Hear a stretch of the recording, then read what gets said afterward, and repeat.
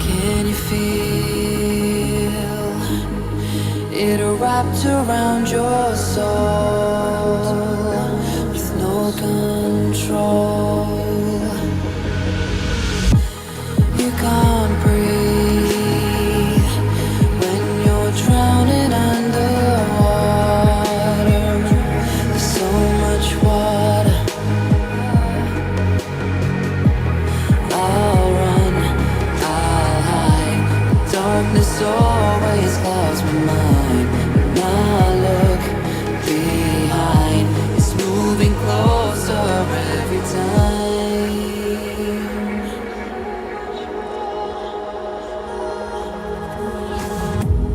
I can't pretend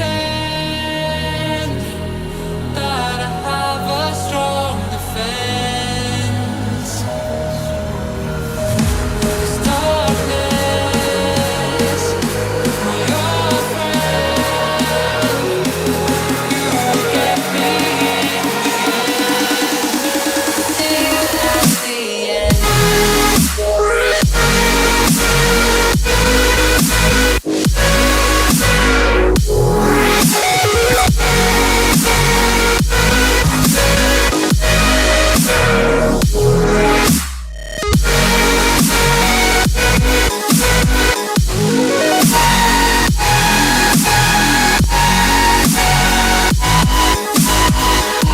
At the end.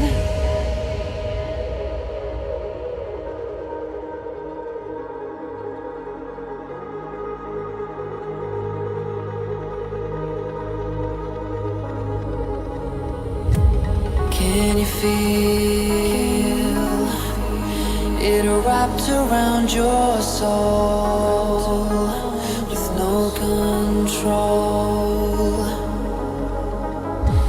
You can't breathe when you're drowning underwater. There's so much water. I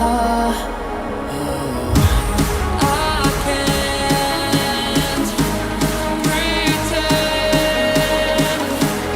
that I have a strong defense. 'Cause darkness, my old friend, you get me till the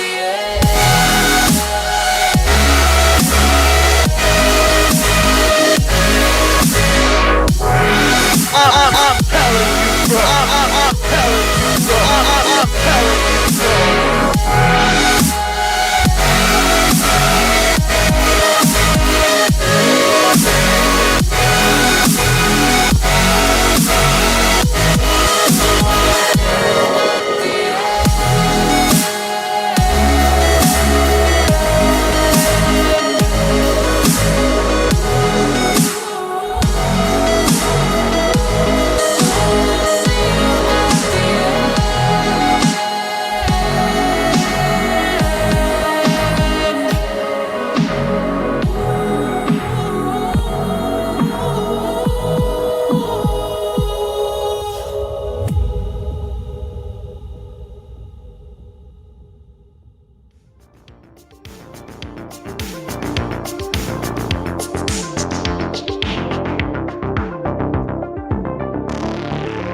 What's going on, folks?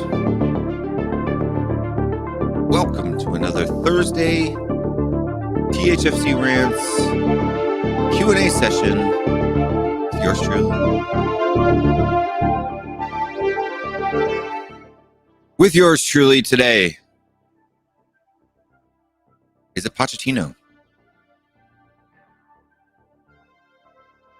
Conte, Martha Stewart, Ted Lasso. Who's going to be the next manager of Tottenham Hotspur? I couldn't tell you. Maybe tomorrow we'll be linked with Pep Guardiola. I don't know. I don't know.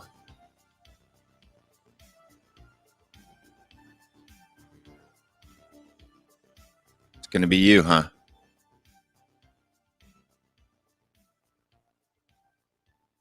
All right, guys. We are talking today. It's just a regular Q&A. Me and you,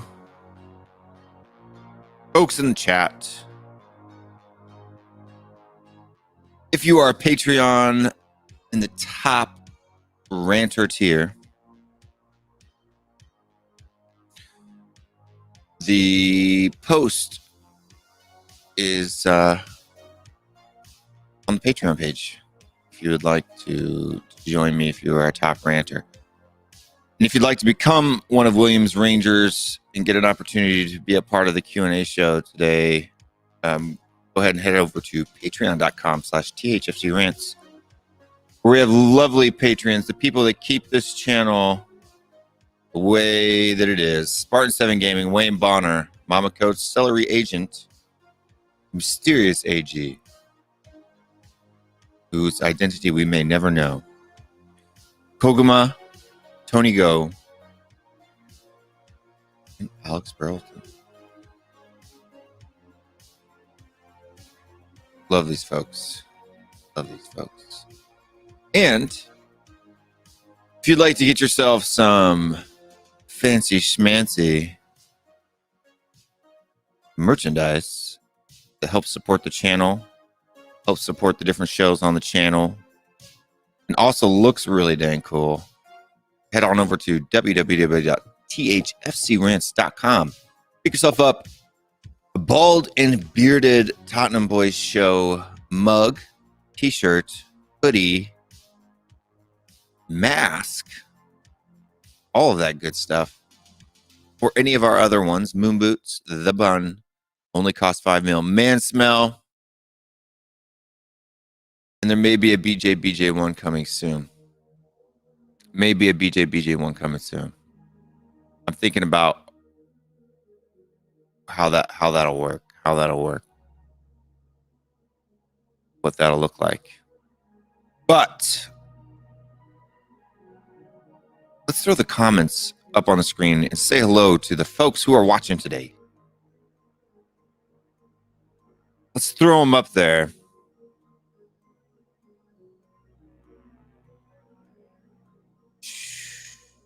Where's that? That one there. A boom.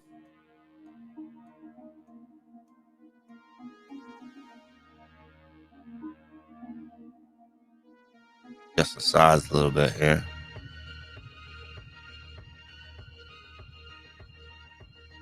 There we go.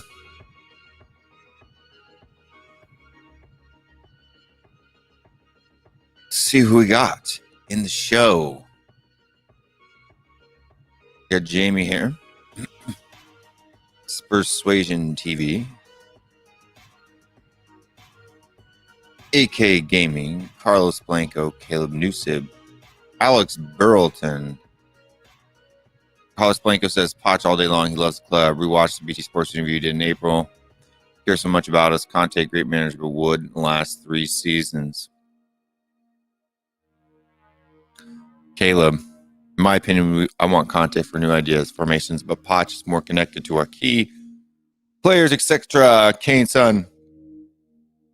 So he wouldn't mind getting Poch. Alex Burton says hello.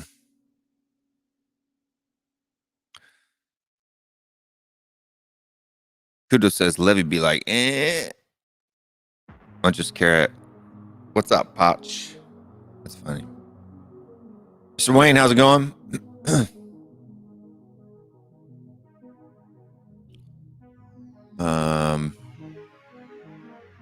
Carlos Blanco says no way Poch comes back without assurances. He knows who he's dealing with, and Levy hiring Poch shows he was wrong, not backing him. That is true. Rehire, bringing him back right away would be admitting that he was wrong. Daniel Levy was wrong. Sometimes admitting you're wrong is not a bad thing. You know what I mean?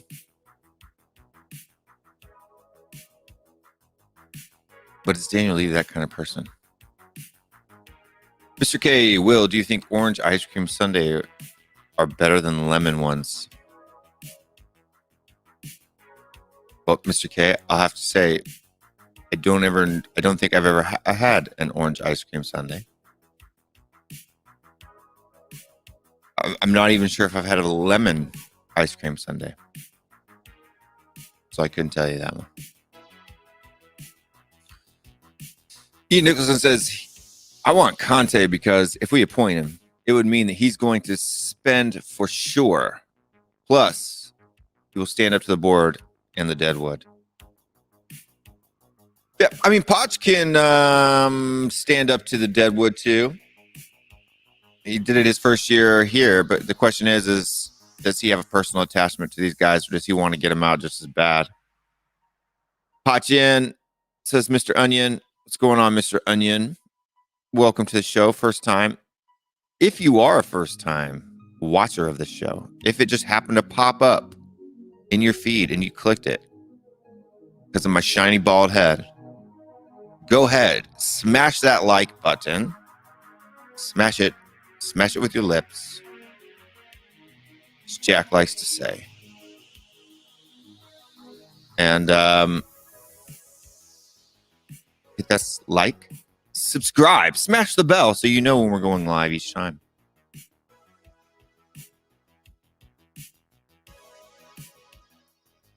Eva Mann, up late with us in Hong Kong. What's going on, Eva? How are you this evening or this late night for you? Cody Max says, what about Ings for manager? What about BJ for manager? That's a better shout. See, Kudo's already said it later on down the road.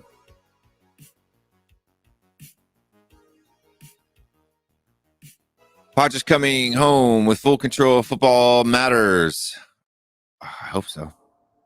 Todd K, every day I read a new article about Roberto Martinez. Alarming at all? I know guys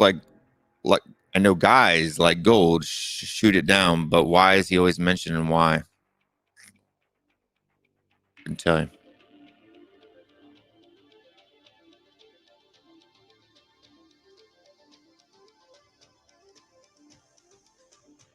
Here in Israel says, Will Stewart, THFCRants, did you see fourth performance yesterday? And do you want him back? Also reports saying that Rashford is still in his pocket. Yeah, I mean, I don't know. They won, right? He won the Europa League, so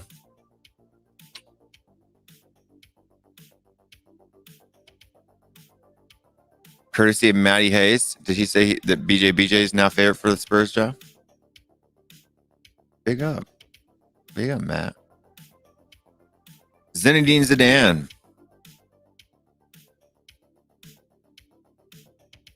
It's Poch or Potter. You say that with such conviction. I take either, but Poch is in my heart. I want nothing to do with Graham Potter. Nothing at all. He's magic, you know. He is. Oh, what happened to my comments? Is BJ back yet? No, he's on a moped. He sent me a photo. I don't have it right now. I haven't uploaded it yet, but sent me a photo of him getting out of jail. He keeps asking me for Cody Mack's address, but I won't give it to him. I won't give it to him, Cody. Don't worry. And then bring in Poch quick. Yep. Never a boring day for a Tottenham Hotspur supporter. New drama every day. Hey, as a content creator, it makes our job easy, right? We've always got something to talk about. Always got something to talk about. Joseph Cahill. Personally, don't know about bringing Poch back right now. You know, Joseph, I said that earlier on the We Are Tottenham TV stream that was this morning for me. I guess it was in the morning. Technically morning for UK too. And if he comes back now, does it ruin? I am afraid that it might, that Daniel Levy will continue on with his shenanigans, and it will ruin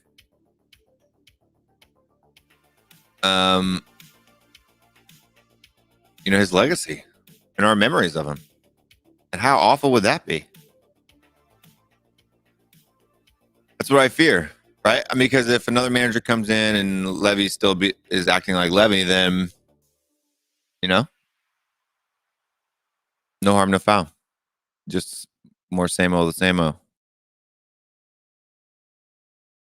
Evening, Will. We'll all stand by. Good deal. Hello, all. Smash a like, everyone. Hashtag, come on, you Spurs. What do we think of the return of our last manager? It seems to be a little soon. He's always been out at Paris 6 months. Yeah, I mean, does Poch want to admit defeat at Paris Saint-Germain after only 6 months?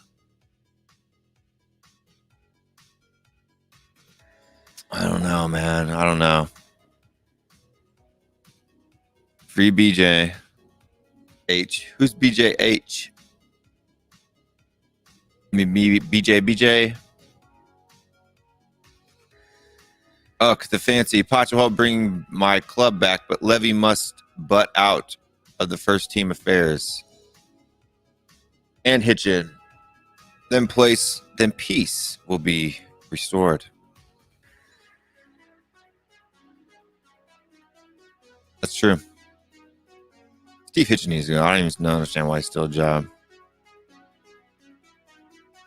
Watch would be great, but we can't let it be a smokescreen for issues because we still need a director of football, revamp scouting, and deal it out. 100%. That's another fear of mine. I'm going to have to go through these a little bit quicker. Good afternoon, Will. Does this change how Levy is? Is this a move by Levy to distract from the eating out movement? Feels like it. I don't know. Let me bring my Twitter page up here in case anything pops out while we're going on here. Any crazy notifications? In case any breaking news happens.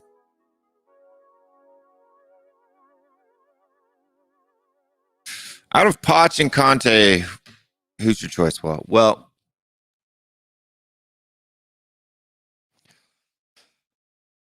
I prefer Poch. Like if I had my choice, if I was in charge and I didn't have to worry about Daniel Levy's nonsense, I would pick Pochettino, of course, in a perfect world. But we don't live in a perfect world. We don't have a perfect club, and we definitely don't have a perfect owner. But I see Conte is kind of turning into a mess anyway. But I like the fact that I want someone who's willing to stand up to Levy. I don't want a yes man fiddle boy. Another Kenneth. Joe Louis is Kenneth, his boat boy. Daniel Levy doesn't need a boat boy. Daniel Levy does not need another boat boy. Poch's dream job is Real Madrid, and they have made contact. Well, there you go. Poch or Conte, Poch for him, for Lex Luthor.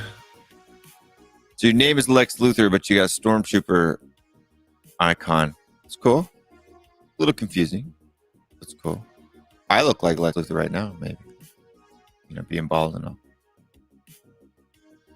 Levy Smoke and Mirrors.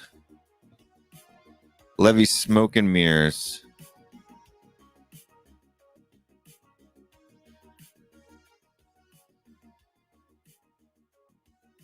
All right, well, what does Levy promise? Poch back, I hope. I hope so, too. Why do my comments keep disappearing? Jason Grove, what's going on, man? I don't want Conte. I don't like his style of football. Yeah, everybody wants that,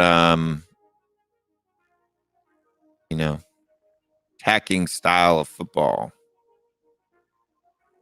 I just want to win, personally. attacking, you know, whatever, cheating. I just want to win something. Poch returning without complete autonomy over player transfers, etc., would be a waste of time and detrimental to his career. 100%. It would. That's what I'm worried about. That is exactly what I'm worried about. Spurs linked to Wilfred Zaha, 40 million. Too much. Is it, though? Is that too much?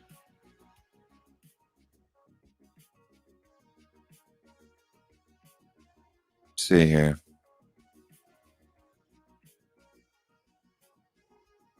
Yeah.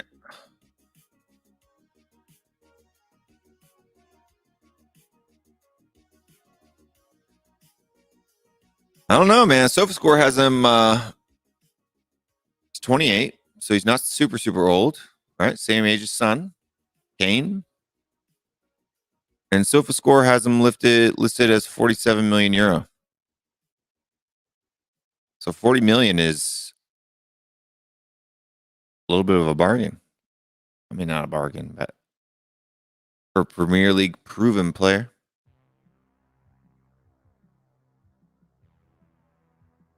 And I hear we're in for Jack Grealish for 70 million. Where there was reports yesterday on Twitter about that. Don't forget, if you're new to the show, hit that like button and subscribe to the channel. We are not very far off of hitting 800. And that would be totally cool. We could do that.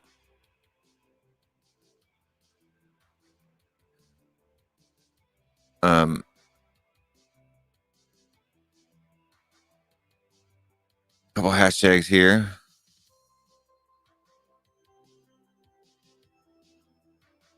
Yeah, but Levy won't do that, Jamie. That's the problem.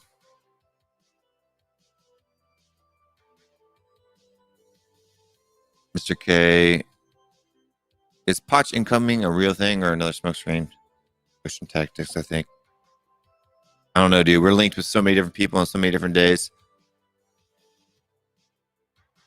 Yesterday, everybody was sure that it was Conte. Today, everybody's sure that it's Pochettino.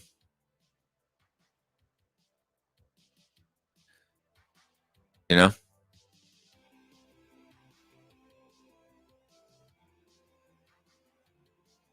It's true, Wayne Bonner. If you like the stream, feel free to become a Patreon. It really does help the channel out. All this fancy stuff costs cash, which currently I and the Patreon members are paying for.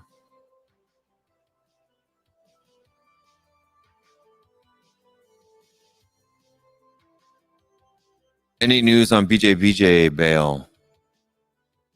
Yes, Joseph. BJ's bail has been posted, and he's on a moped riding through the Baja deserts right now. Peter 17, good evening. Good evening. How are you? Shabina M, welcome to the show. First time I think I've seen your name in the chat there. Poch in, but concerned. Give the Deadwood yet another chance. No, I agree with you. 100%. I definitely agree. Conte won't be going to Juve. Fabrizio Romano just said that Allegri will be announced. Yeah, they've already agreed on personal terms. I think that was yesterday. Plus, have you headed Zidane left? Your manager's just leaving. Yeah, a lot of people leaving and changing around at the top. Far more than I thought would happen. Julian Lopetegui.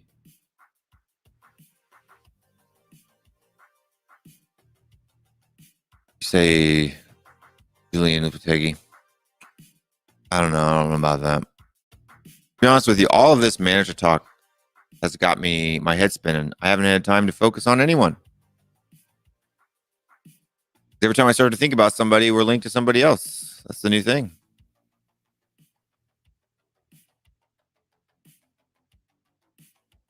New installment coming in the cliffhanger of this Tottenham anime.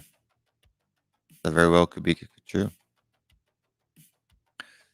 Conte trying something new, and then Poch it's too soon. And if it goes well, it goes well. If it doesn't, Poch will always be there.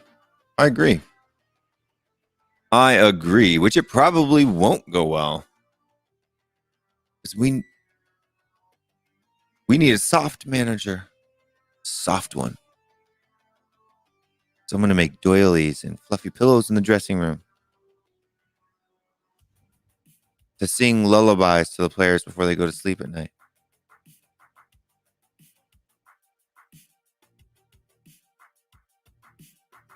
Is Glacier officially gone to Nice? I couldn't tell you, Cody.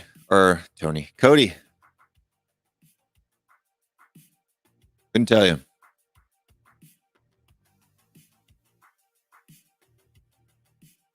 You tell me, Cody. Internet says not yet.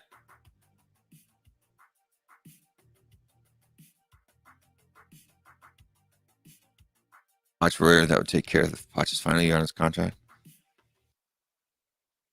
Yeah, I don't know. We need the money for the transfer market.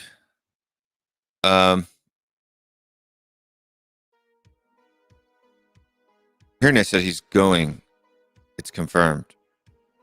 And then Internet says not yet. See, this is what I'm talking about, man. You've got people arguing about a manager who's not even coming to Spurs. Pretty funny. Eva says, yeah, it's bedtime for me over here, unfortunately, but I'm listening with my headphones on. Well, thank you very much. And I hope you have sweet dreams. Just don't fall asleep till the stream's over. Conte will force Levy into spending, so I want him. It's possible, but does Daniel Levy listen? That's the question. Does Daniel Levy listen?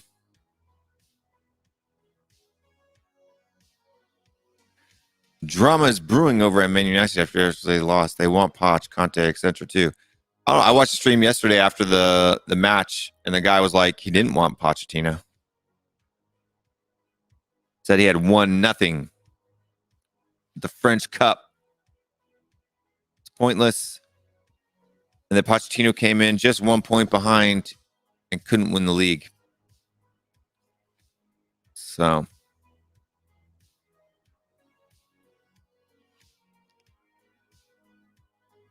let's do it for Uncle Arthur. He's more like my granddad Arthur.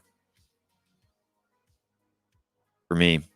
We want Poch, Mark says. And I'm really far behind in these. I need to start moving faster, or we're gonna be here all day. So I'm gonna try to look for the newest ones first, or anyone with an at WillStewartTHFCRants. We'll get priority. How can Levy and Poch have working relationship with Levy and sacked him?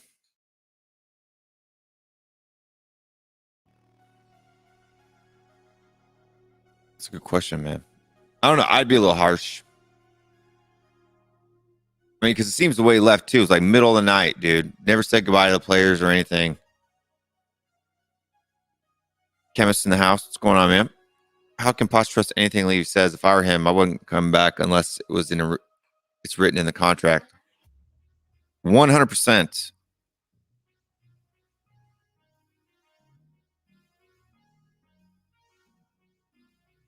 Poch coming back is like Kane staying. They really want to make a success of Spurs. Maybe, just maybe, this might work. Who wants to make a success of Spurs? Are you insinuating that Daniel Levy actually wants to do something positive for the footballing side of the club? Skeptical.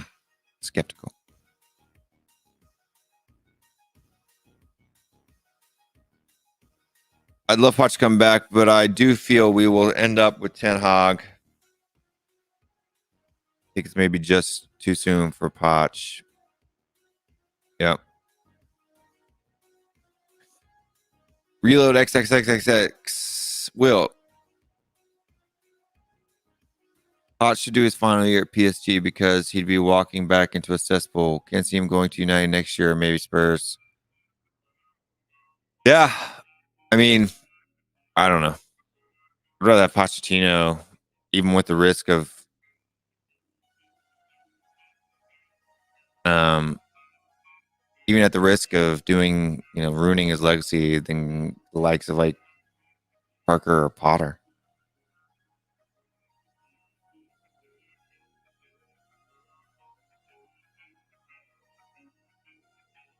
Where was I?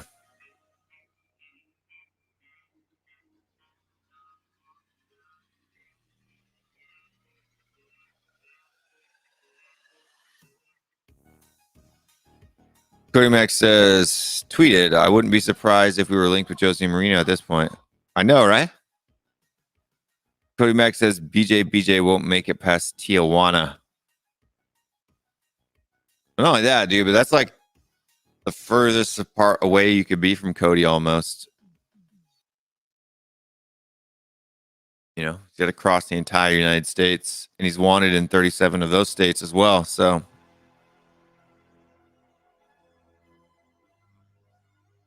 has David Harris met BJ yet? I don't know. I think he's seen videos. I don't know if he's met him in person.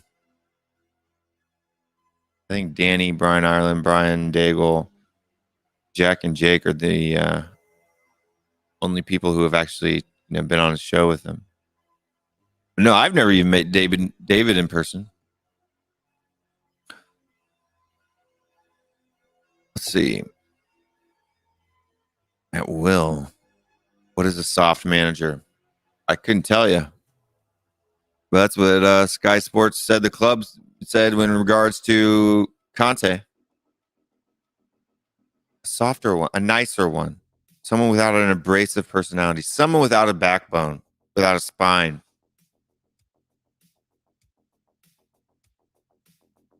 Someone who is going to babysit the players instead of whip them into shape.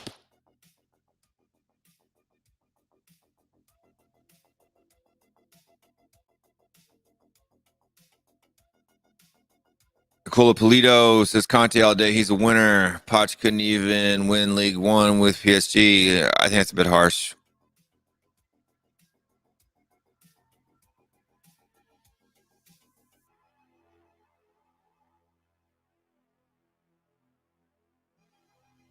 I think it's a bit harsh.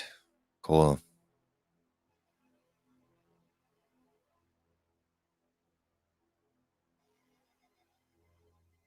Yeah, it's a shame. I'm guessing De Gea was maybe like xenophobic. I know how that feels. Rashford, sure it was racial, and that's horrible.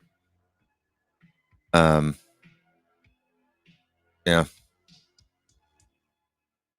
Will Stewart teacher, if Jose comes back, does the 3-year cycle reset? He never joined mid-season before, so it messed up his pattern. I really don't think Jose is going to come back.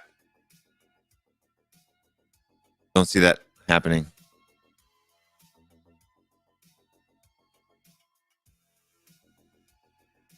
For a lot of people, though, it'd be kind of funny. I think there's a little bit of comedy in that. You know what I mean? A little bit of comedy in that.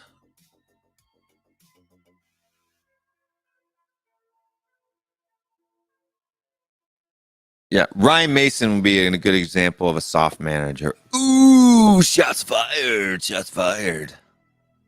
Don't talk about the Messiah. Don't talk about the Messiah. Yes, Derek Hutchinson said a soft manager is an arse licker. Hence the reason why I mentioned Ryan Mason.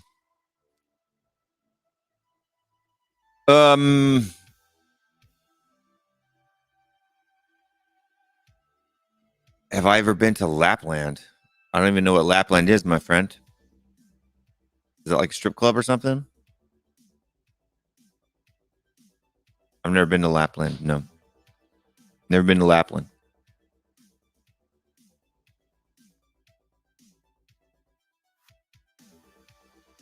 I'm guessing you meant Mason. Mason is a soft manager. Yes. Ryan Mason is a soft manager.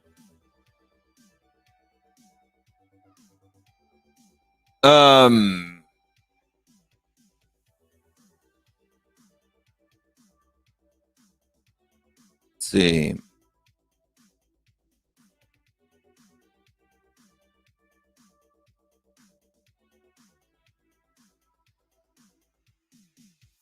I don't know. I think it's just really hard to find. They should just ban the words. They just need to write an algorithm that completely bans those words from being able to be written.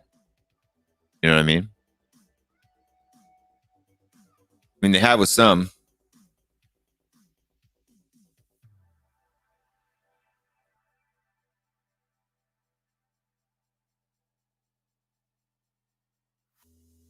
He meant, yeah, Mason. What? No, I think he meant Mason, not mate son.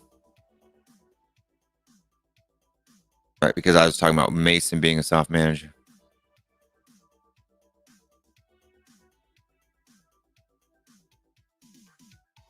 I agree, Island Knife. That's my point. That is my point. That's why Conte would be a shake. Poch, too. You know? I don't think Poch is a pushover.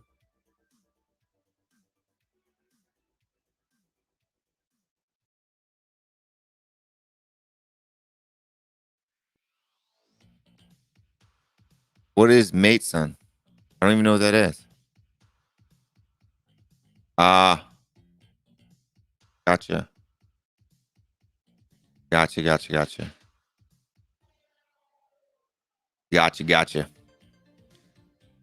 Still like Ten Hag. Yeah. I'm not against Ten Hag, Mr. Nick. Thanks for watching the show. If this is your first time watching, this is our weekly Q&A show where I just kind of go, one-on-one with you guys in the chat here. Make sure you get your chats in. Like the video.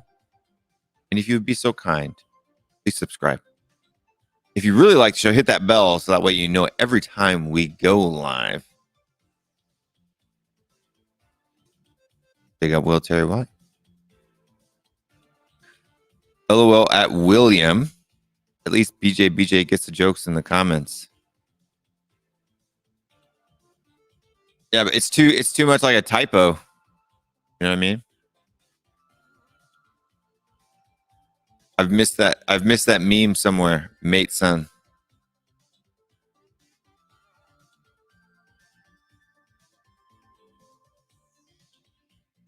My bad. Whatever.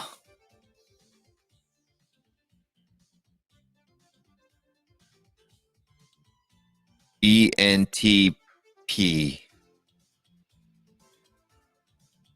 ENT.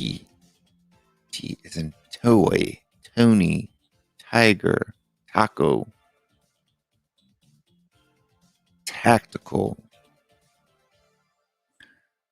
Because there's no more matches or post-match rant shows turning into post another week of no signings and no Deadwood Gone shows.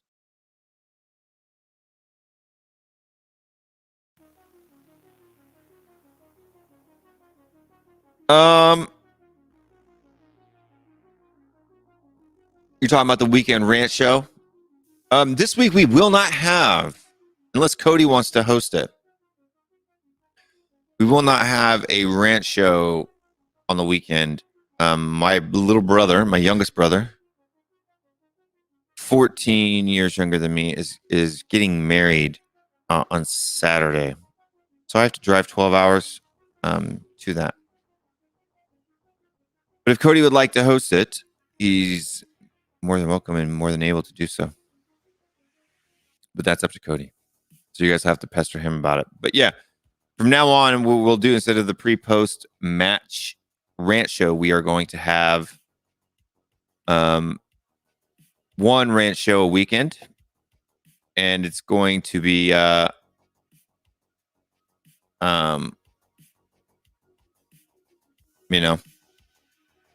just a conversation, kind of just like sitting in a living room with your mates and having a chat, talking about signings and transfers and euros and food and kids and just ranting about whatever we want to talk, just like we always do anyway. It's really not going to be that different. It's not like any of our rant shows really even focused on the topic at hand anyway. It just dives into a big dumpster garbage fire of whatever we want to talk about on the day or whatever's making us mad. It usually usually ends up revolving around Mason and Levy. Good evening, Holly. It was a good evening last night as Unai Emery trolls both Manchester United and Arsenal at the same time. It's great. It's great. I love it. Lots of folks watching the show. If you're new to the show, please hit that like button and subscribe to the channel. We would greatly appreciate it. Ask me a question. Hit at WillStewartTHFCRants in the chats, and your question will get priority as they are flying in here pretty quick. Otherwise, I'm just going to pick them randomly. Randomly. Spin and click. That's for someone else. Everybody's saying hello to Holly.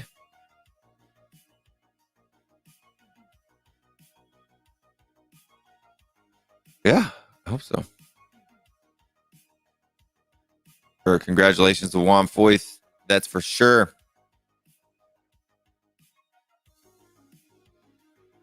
But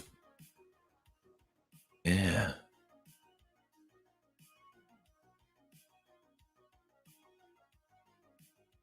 Ooh, we got a new tweet from Alistair Gold here.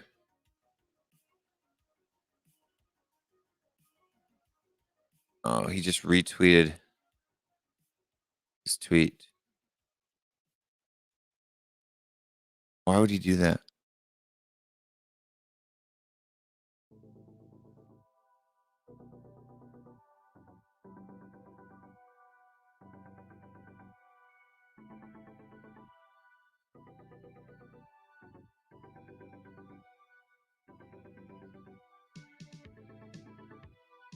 It says that as per the excellent at Jick Pitt Brook, Spurs have held talks with Mr. Pochettino about returning to the club, and I understand he wants to come back. Here's everything on that and some info on the other candidates for the job.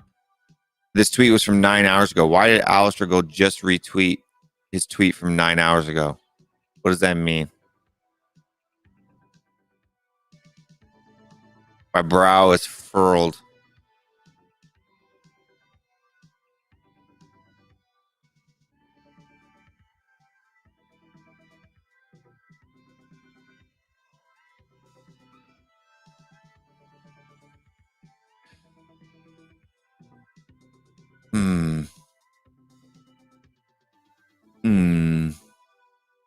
What do you guys think that means? What do you think it means?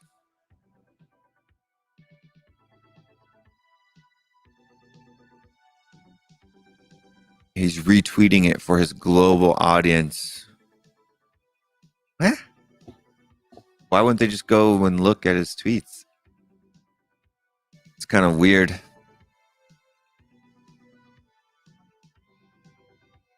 More clicks on the article.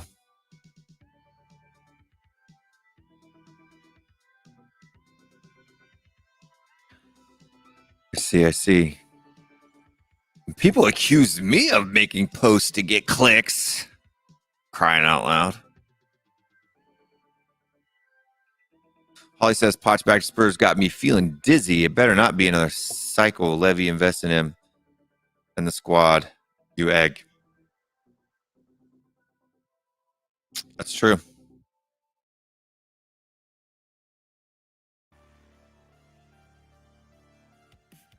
I mean, yeah, Foyth has always been a good player. I never thought Foyth was. I mean, he was prone to mistakes, but he's playing right back mostly now, I think. So heck, we could use him.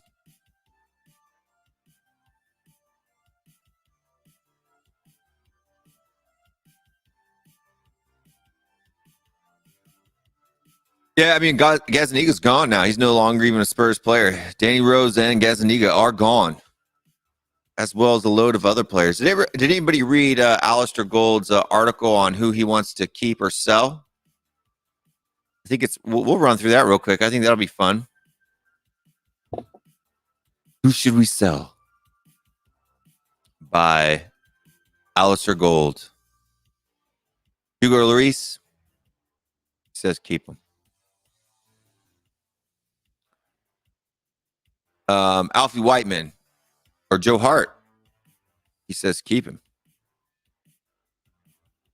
I don't think we need to keep Joe Hart at all. And Alfie Whiteman says loan him out. Serge Aurier says sell him. Sell Serge. Got 12 months on his contract. Needs to get him out. Matt Doherty. Ali Gold wants to keep him.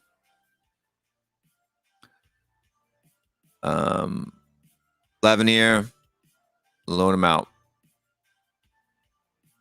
Loan him out.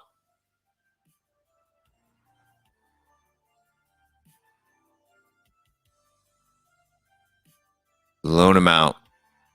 20 years old, right back. Why do we need to loan him out? We need right backs. Sergio Reguilon, keep him. Keep him. Unless Real Madrid unexpectedly come in for the buyout clause.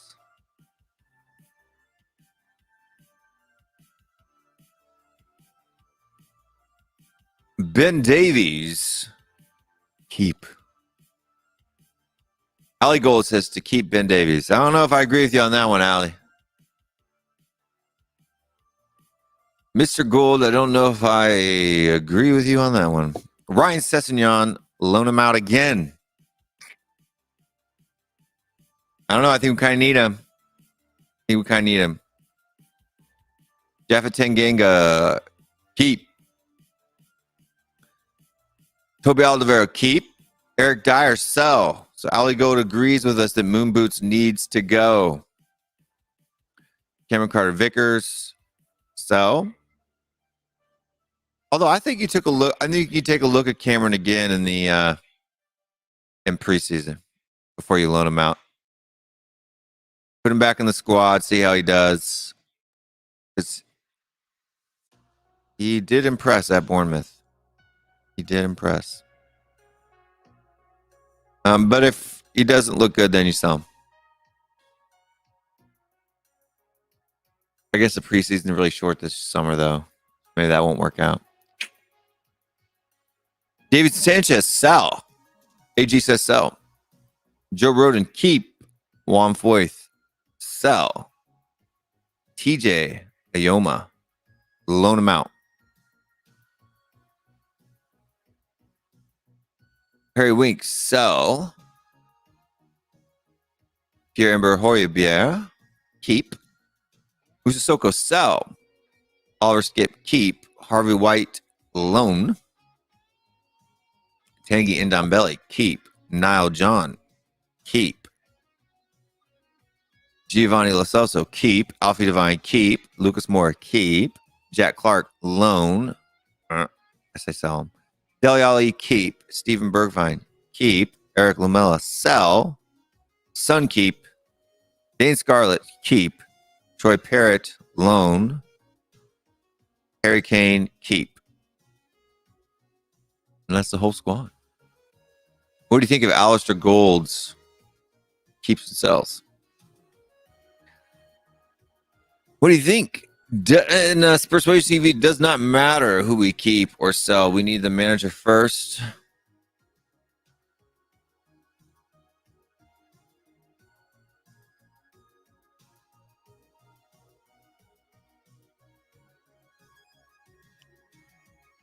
Athelstan comes in. What's going on, fella? Apparently, I'm not allowed to say the word mate or fella because I'm American. I hope you are well. I'm not buying any of this. All this BS is a psyop by Levy to maintain control of the zombie fan base. Yeah, let me see if I can find this comment. I can throw it up. I mean, these things are going too fast, and I read that out, and it took too long. Brian Daigle's in the house. What's going on, Brian? Didn't get enough attention before, so he's bringing it back during prime UK hours. Gotcha.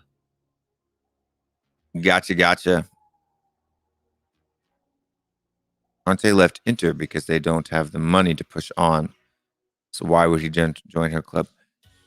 Problem is, we have money, we just don't spend it.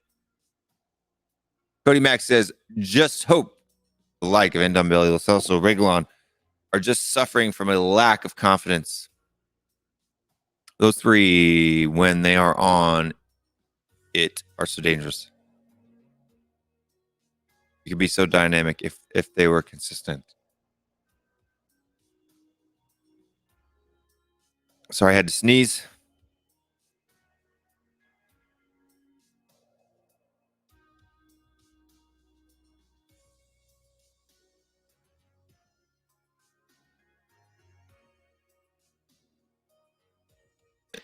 Jane Prey says, mate, yes. Fella, nah. No, I prefer Fella. Fella is actually more popular here in America. It's actually been popular for here longer than in the UK.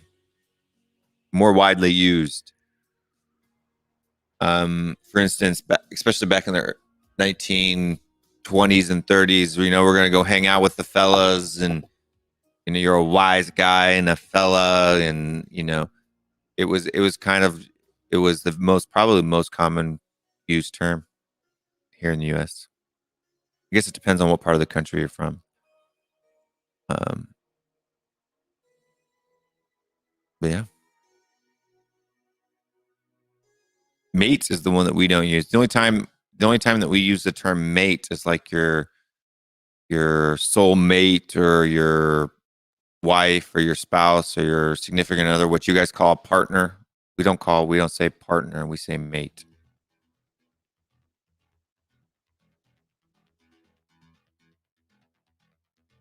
Need to wet the palate there for a little bit.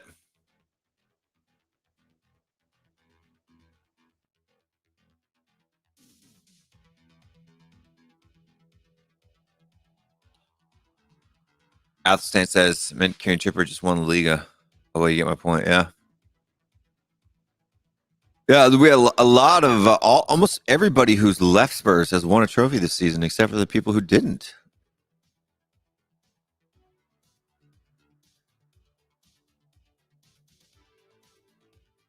Goodfellas. Is BJ a good fella?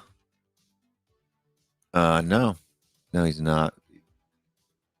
He'd be more like a, cartel, I guess you would say. This BJ guy, he's a good fella. He's really not. He's really not.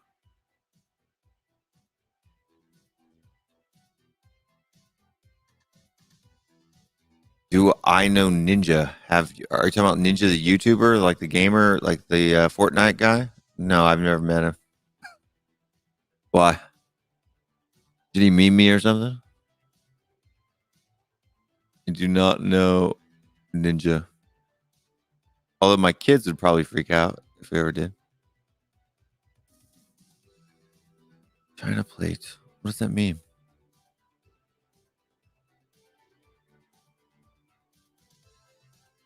North London, bruv. Kudos, wise guy.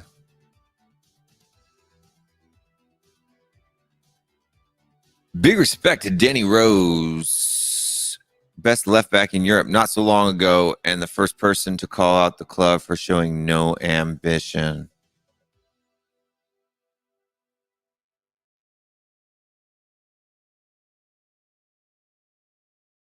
At WillStewartTHFCRants, we say bruv, geezer, mate, and fella.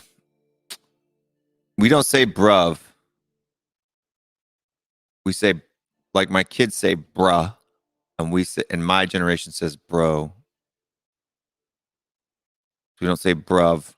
Geezer's like just an old man. That's the only time we use that. And then mate, we don't really use. I got into using mate because back around 2006, 2007, I had a job. And in Asia, a lot of people go to Australia to learn English because it's closer and a little bit cheaper cost of living. So a lot of people when I was living in Asia, a lot of people who spoke English fluently, that they would have, they would have Australian accents, and they use mate a lot, and stuff like that. So that's how I started using mate around 2006. Fella, I've been using my whole life, and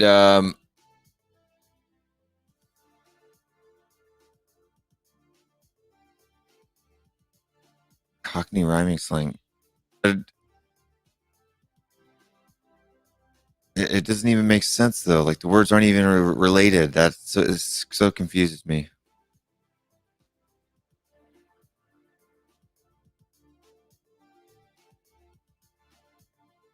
Yeah. Moit. No, it's mate. Good day, mate. Just a little accent on it, you know. Who does wouldn't know? Celery agent or shamu. Yeah, a lot of my friends do that. They'd say bum. I think in Australia they call them ciggies. Going to have a ciggy. All that stuff. That's really when I started using it. A lot of my friends before I spoke Korean fluently used it quite a bit.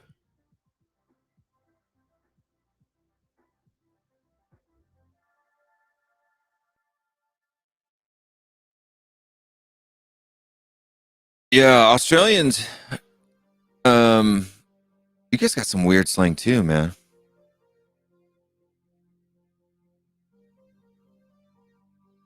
You guys got some weird slang too. But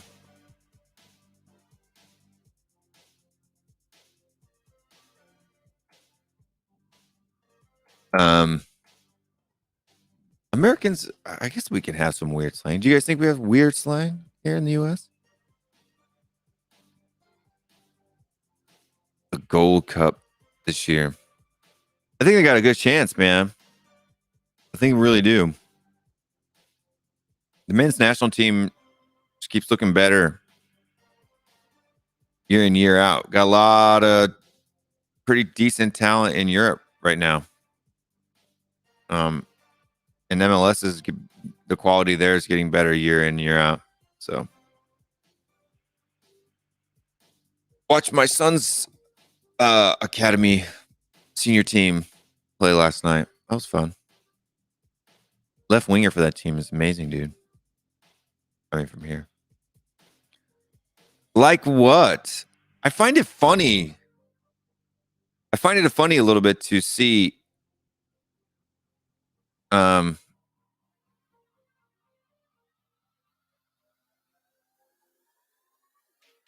yeah, I understand that plate and mate rhyme, but what does China plate have to do with it? You could say paper plate or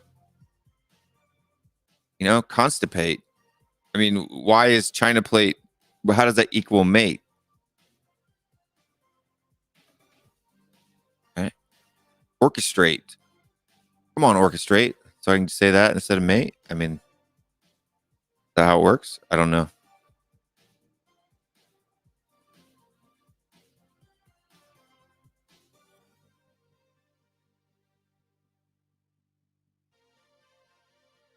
Wicked piss off.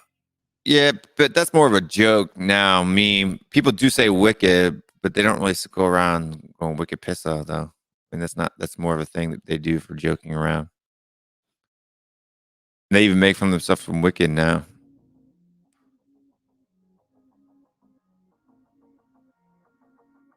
I'll explain it to you. All right.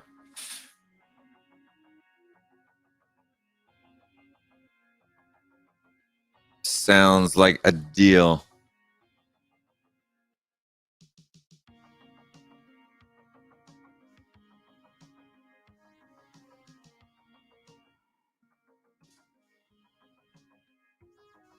Breaking news. Automated offsides could be used in the Premier League next season.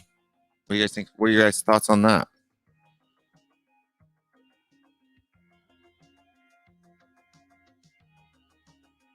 And now is the time for Creators Corner. And for people that don't know, Creators Corner is a special segment where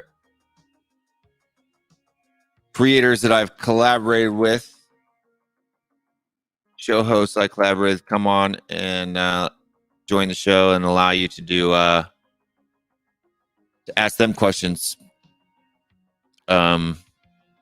We don't bring in a whole lot of people because we only have another hour, 30 minutes, hour of the show.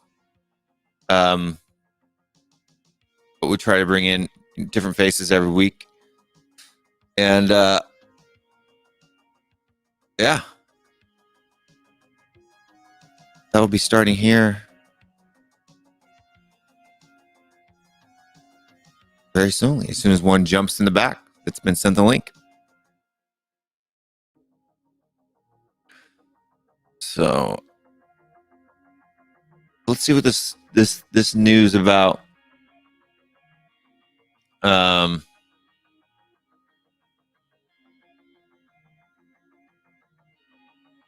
says automated offsides could be in use in Premier League by 2023 after success of secret trials. FIFA hopeful that the game-changing technology using artificial intelligence will also be in place for the 2022 World Cup. New technology is designed to instantly detect offsides by using artificial intelligence is on course to be introduced in the Premier League in 2 years' time after extremely promising results from secret tests at one top flight club, with more trials planned at 4 English stadiums next season. The automated offside system would replace the controversial VAR offsides line. That's good. I hate the super VAR off line. Maybe if it is just automatic, just like a siren goes off and people go offsides, people will accept it more.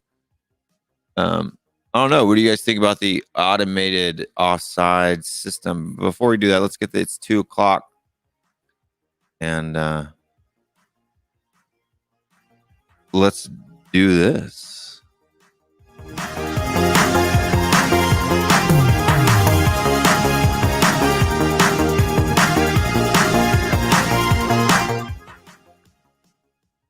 Good Mr. afternoon, Brian. sir. How you doing? Good. I'm Howdy, good. guys. Howdy, guys. China Plate. I'm What's good. up, Mr. China Kane? Plate. How are you? So, Will, I've got to explain this to you. Cockney rhyming slang is basically back in the day, all the gangsters used to be in the East End of London, like the Crays and everyone like that. And what they did is they came out with a language that they could speak in front of the police and you wouldn't have a clue what they were saying. Like Pig Latin.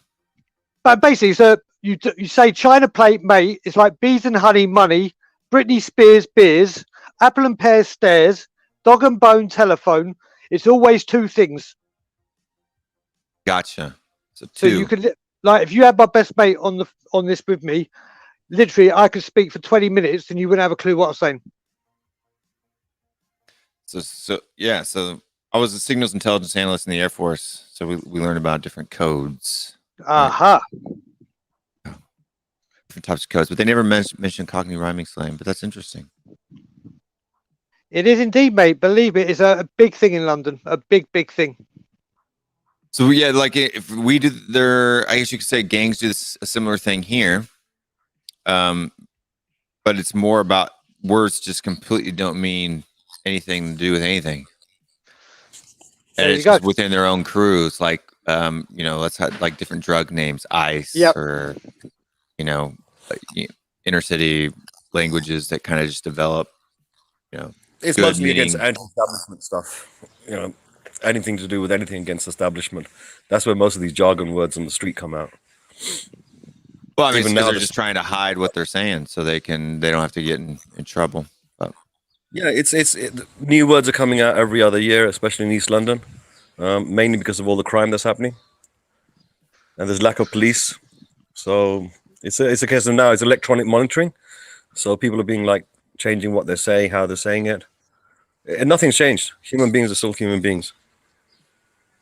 and we got one more Woohoo! person to join.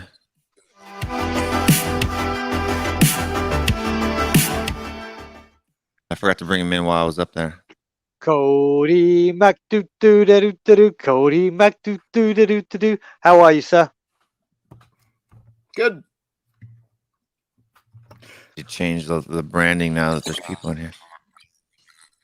Ryan Mason. Is it me? Is it me or Cody? You're looking a little bit more pink than normal. Have you changed your Because lighting? he hasn't got his hat on. Yeah, I blocked. There's a window that lets natural light in that I've blocked, and the hat makes a difference too. But yes, I don't look so pale. So, guys, the merry-go-round with the managers, the changes in FIFA, the players that might go in and out. Just another day at Tottenham.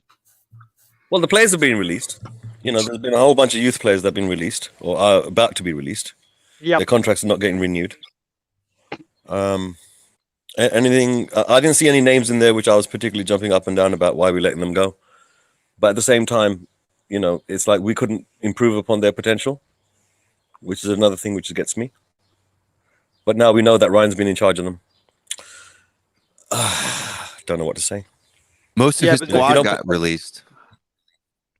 Sorry? Most of Ryan's squad got released.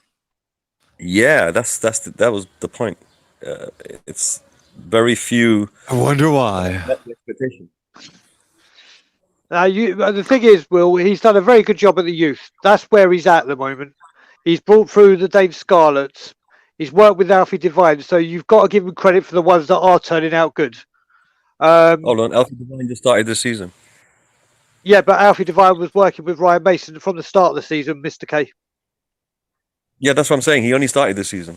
The Yeah, boy that's already what I'm had saying, potential when he walked in through the... I know, and then he's already made. No, his I get it. debut. I'm not gonna. Yeah, You know what I mean? That's what I'm I'm not gonna saying. knock Ryan's ability, what he's done with the youth. Yep. I think what it is, we all. Yeah. Whoa. Is that me or is that everyone else going? You got a little bit of an echo. That's probably me. Let me come out and I'll come back in. Alrighty. So, Inter and Conte parted ways. What, yesterday? Yep. And they've got Inzaghi in there already. That's how a team does things. We've sacked Jose 37 days ago. Tony, is that all it is? It feels like a lifetime. Is that all it is? 37 days. 37 days is a long time The last half of the season felt like 3 years. to be Exactly. without a manager. I know, but what the hell? 37 days. Think how much has gone on in 37. Bloody hell. Oh man. It felt like Ryan Mason was here for a whole season. Oh, it just wouldn't finish. I can't. I'm amazed that it was only 37 days. You know, and the thing was, it was like, okay, all right, so we're gonna get a break now, right? When the season came to an end. Echo. Mate. And what do we get? 1 day? Like actually, it was funny because Brian, it was the 1 day that you wagered that we would have some kind of awful news, and it was the quietest, like nothing.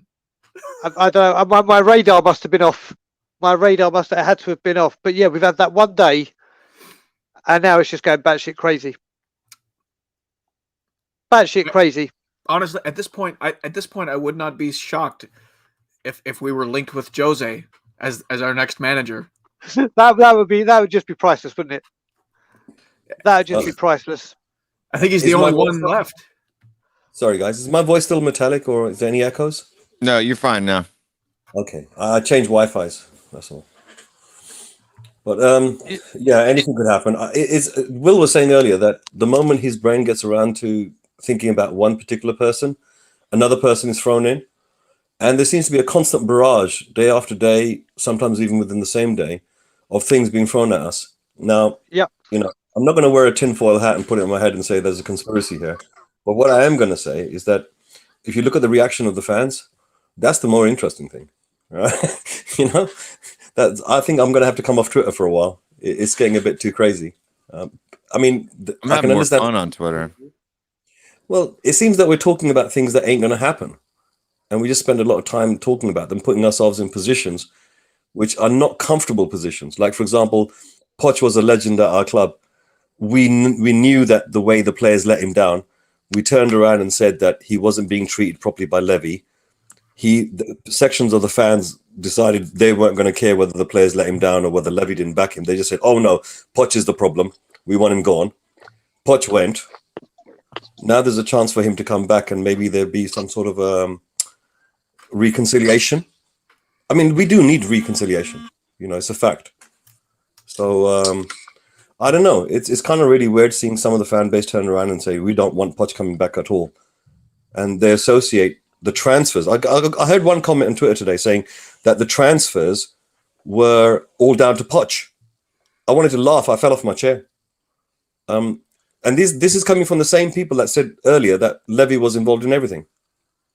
So there seems to be, I don't know. I'm not going to say anything about the fans too much because, you know, I'm a fan too, and I want the fan base to get together. There's no point pointing fingers at them and saying you're being a bit silly. But this seems to be a trend nowadays. I don't know. My brain's too confused. I need some bit of rest on it. Thank God there's no match coming up this weekend. Exactly. But there's a couple of things I'm very dubious about with this Poch thing. I mean, I love him and I want him back, just not under Levy. But I don't understand how we've gone and had talks with him behind PSG's back. That is one thing. I mean, if that would happen with Daniel Levy would have gone absolutely batshit crazy. I don't understand how that still happened. And then I've been watching Sky Sports News all day, and they've interviewed Poch because they said they want a Poch-like manager, yet they've told him there's other people still going for the job as well. So I've got a little bit of a feeling of a smoke and mirrors again with him. I love Poch. I love him, but I don't understand how you've gone behind PSG's back and you really don't want to get into a war financially with PSG because they will just rip you to pieces. So that's a bit concerning. And then he's been saying we want a Poch-like manager, but he's telling Poch there's still other candidates available. So I'm very dubious about it. Very dubious. You know what? Like one of the rumors, and that's really, I think that's part of the problem, is that there's so many stories and angles and little comments and quips being put out about the whole Poch story. But one of them was saying how, you know, he misses his family who are still living in London. He's been living in a hotel in Paris, and he's found the inner workings of PSG to be, he's been taken aback by the way that the club is run a little bit. Yep. What are they doing over there that he is wanting to come back here after what he saw, how the inner workings of Tottenham are? Like, pray for the inner workings of PSG if Poch has been exposed to both of them and that he would come back here. It's just it's a little bit terrifying. But I did want to ask you guys, Danny Rose, his contract ran itself out today, so he's no longer employed by Tottenham Hotspur. Do you guys have any thoughts on Danny Rose and how he's been treated here these last couple of seasons? And you know, given all of the things that we know about how he had the interview, and then there was the documentary where he confronted Jose, and he was kind of like the first player to publicly call out the club for not properly investing. I mean, because how I'm seeing it is we've horribly mistreated this player who has been a good servant of the club for a long time. Yes, he was not at his playing peak when the shit hit the fan with him, but it kind of ties in to what just happened with the Super League, because we were all asking, why are none of the former Tottenham players speaking out against the club? And maybe you can look at the way Danny Rose has been treated, a person who spoke out against the club, and that might have a little bit of your answer in it as to why we haven't heard from any of these guys. What do you guys think? Cody, I've been doing some research on this, and it's actually for the show which I do on Tuesday nights, and my research has lasted 2.5 weeks. So I've got a lot more to do before I present the show on it. But the basics of what I've managed to get together is Danny Rose was set up. The Amazon show documentary that came on last year, you know, it filled us with fuzzy, warm feelings. You know, the fan base. We got to see a little bit of the inside of how it works. But on reflection, we realized that it was all set up in terms of Levy putting his face in front of things, saying certain things, always being around, cutting certain things out. It presented the club in a very good way, especially the board and especially Levy.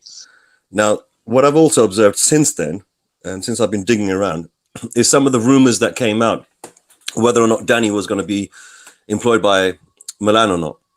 And the strange thing is I found a news report, like dated back some time, from Italy itself, which turned around and said Danny Rose is being looked at by Milan. Now, here's the crazy thing. In the documentary, you know, Danny goes up to Levy and says, or rather to Marino, what's happening with my move to Milan? And then the fan base all started ridiculing him, saying he's a complete nutcase. And I'm thinking, hold on a second. That's because nobody knows. Nobody knew that the offers had come in for Danny before the season started. And they got turned down by Levy. The money wasn't right. There's a lot of stuff that happened right here to rubbish this player. When he was playing for England a few years ago, right here, he was being racially abused in every match he played in, right? And Southgate himself admitted that they did not do enough. Now, it wasn't until Sterling came out and said racial abuse that everyone started sitting up and paying attention. But this poor boy, he already had a tendency for depression anyway, and he was just left alone to deal with it all. There's been so many incidences where I've seen blatant fouling on the pitch, where he's been chopped in half, literally. And the referee hasn't given a yellow card, hasn't given a caution, hasn't given a free kick. The fans haven't got onto anyone's back. I didn't see nothing on Twitter. So it seems to me that he's the perfect scapegoat for whatever reason. If I continue talking about this, I'll probably end up in a rant. So I'm going to leave it alone until I can present my findings in a proper way with a bunch of people that know an awful lot about the history of the club and what's been happening. Because if I try to say anything here and now, I'll have to present things, and there's be so many people in the comments that be writing all kinds of crap about Danny Rose, and they don't know diddly. Trust me, people don't know. Okay, so I've got to be very careful what I say here, because I'm actually friends with Danny Rose's dad. So I've got to be very careful what I say here, because obviously I don't want to say anything or do anything towards that family. So Danny started, obviously, he came on after 6 minutes, for his debut against Arsenal, scored that wonder goal, goes down as Tottenham legend. Went on loan to Sunderland, did a great job, because he was a left midfielder, but we converted him to a left back. He was Pochettino's golden child. They had a very, very close relationship. And if you look at interviews, they even used to say he's Danny Rose is Mauricio Pochettino's long lost son, because they used to be very, very close. Now, that season where he came out and went to the Sun was stupid. What he was saying was completely right, but do not go to the English press and do this the week before a season. He was naive and he was stupid for doing that, but he was still our best left back. And once again, we got Ben Davies in, but again with the rebuild, we wanted another left back because Danny Rose was picking up injuries, and we needed to make sure that he was fit. Ben Davies then started overplaying, and then as soon as Danny Rose was fit, he played and he broke down again. We didn't get the left back we wanted because of a certain person, but I'm not going to go into that because that's a completely different argument. And then in the documentary, his patience was starting to wear out. I know this for a fact. At one point, he was training with the under-23s. There was a breakdown in communication. And obviously, all this stuff started. And then on the transfer deadline day, basically, your agents are always saying, oh, this one wants you. They're trying to get you to move out. And obviously, I don't know if it was scripted or designed to look that way with the argument. But I know he wanted to transfer out because he wanted to play and try and get into the World Cup squad. Not the World Cup. Was it the World Cup squad? No. Yeah, it would have been the World Cup squad, which didn't get into. And then that whole problem. And then with Jose, well, we saw what happened with Jose. Jose didn't even want to know him. Danny Rose has given 10, 11 years service. Wonderful service to this club. But he's run his mouth a couple of times. And his mouth's written cash. His mouth has written checks that his ass can't clear. I wish him all the best. And I think he's been a wonderful servant to the club. It's a shame that it ended this way. But he has done some of it to himself but we have treated him horribly. I can confirm that. I mean, that was the basics of what I was trying to say, was that people can make mistakes with the management where you work and so forth, and they shouldn't be doing certain things. They should be letting things out. But when Ryan sat down as a manager and got in front of the press, there was a lot of fans that turned around and said, "Why are you not answering these type of questions? Why is he not saying this?" Well, here's the theory. Here's the reason. Ryan will turn into the Antichrist if you turned around and said anything. That's exactly what happened to Danny Rose. Danny Rose, regardless of his failings, should not have been treated the way that he did by the fan base, which meant that there was an orchestrated plan to rubbish his name. And that's what gets me the most. Yeah, fine, he should be disciplined. Maybe dock some fees, maybe, whatever. But at the end of the day, the way his character got stained was well and beyond. And the thing is, right now, even today, fans still don't get it. They still use him and rub his name in and laugh at it and all the rest of it. But it's completely false. I mean, like you said, there's things that he did, but at the same time, that does not excuse the things that Spurs did. That does not excuse the things that the media did. That does not excuse what the fans are still believing today, which is shocking. And you know what it is I tried to make this argument last year, and it just fell on deaf ears. Okay, so I thought to myself, the best way to deal with it is to present facts. Come out with actual facts, come out with articles that have been written, and put them in chronological order so that people can see for themselves that some of the stuff that was said was not rubbish. It was actually true. But the way that the media and the way that the fans took it all, I absolutely hated it. That was one of the few times I did not want to be a fan of Spurs. I did not want to be associated with other fans. I'd rather be sitting at home in front of my telly watching Spurs by myself rather than associate myself with any fans, because it was horrible. Absolutely horrible. When you're sitting there and you can see what's wrong with it and you can't say nothing, and when you try to say something, people just quote a whole load of shit. Pardon my French. But anyway, like I said, Danny Rose is way too emotional subject for me to speak about, honestly. I've got to agree with David here. For me, I think all of the personal stuff and the personal stuff that's out there is bad, right? Like, I don't think people should be mistreated or ever. But from a footballing standpoint, when the club says when the manager comes and says you're no longer a part of his plans, and if you really love football, you just need to go to whoever give you a job, right? Being stubborn and having some self-righteous pride that doesn't, and running your contract out to nothing. Yeah, but Will, how do you know that's true? So I can tell you that a couple of transfer windows ago, he was offered, or Watford made an approach for him. He turned it down. To go on loan, and he turned it down. Obviously, he went to Newcastle. He was offered loan deals, but obviously he didn't want to play at that level, so he just stayed at Tottenham. Yeah, but that makes sense. Look at his wages. Look at he was an England international. Still makes the same wages but on Mr. loan. K, you got to remember, when you still go on loan, you make the same wages, because I know you make like the same Gareth Bale. wages. So it's not.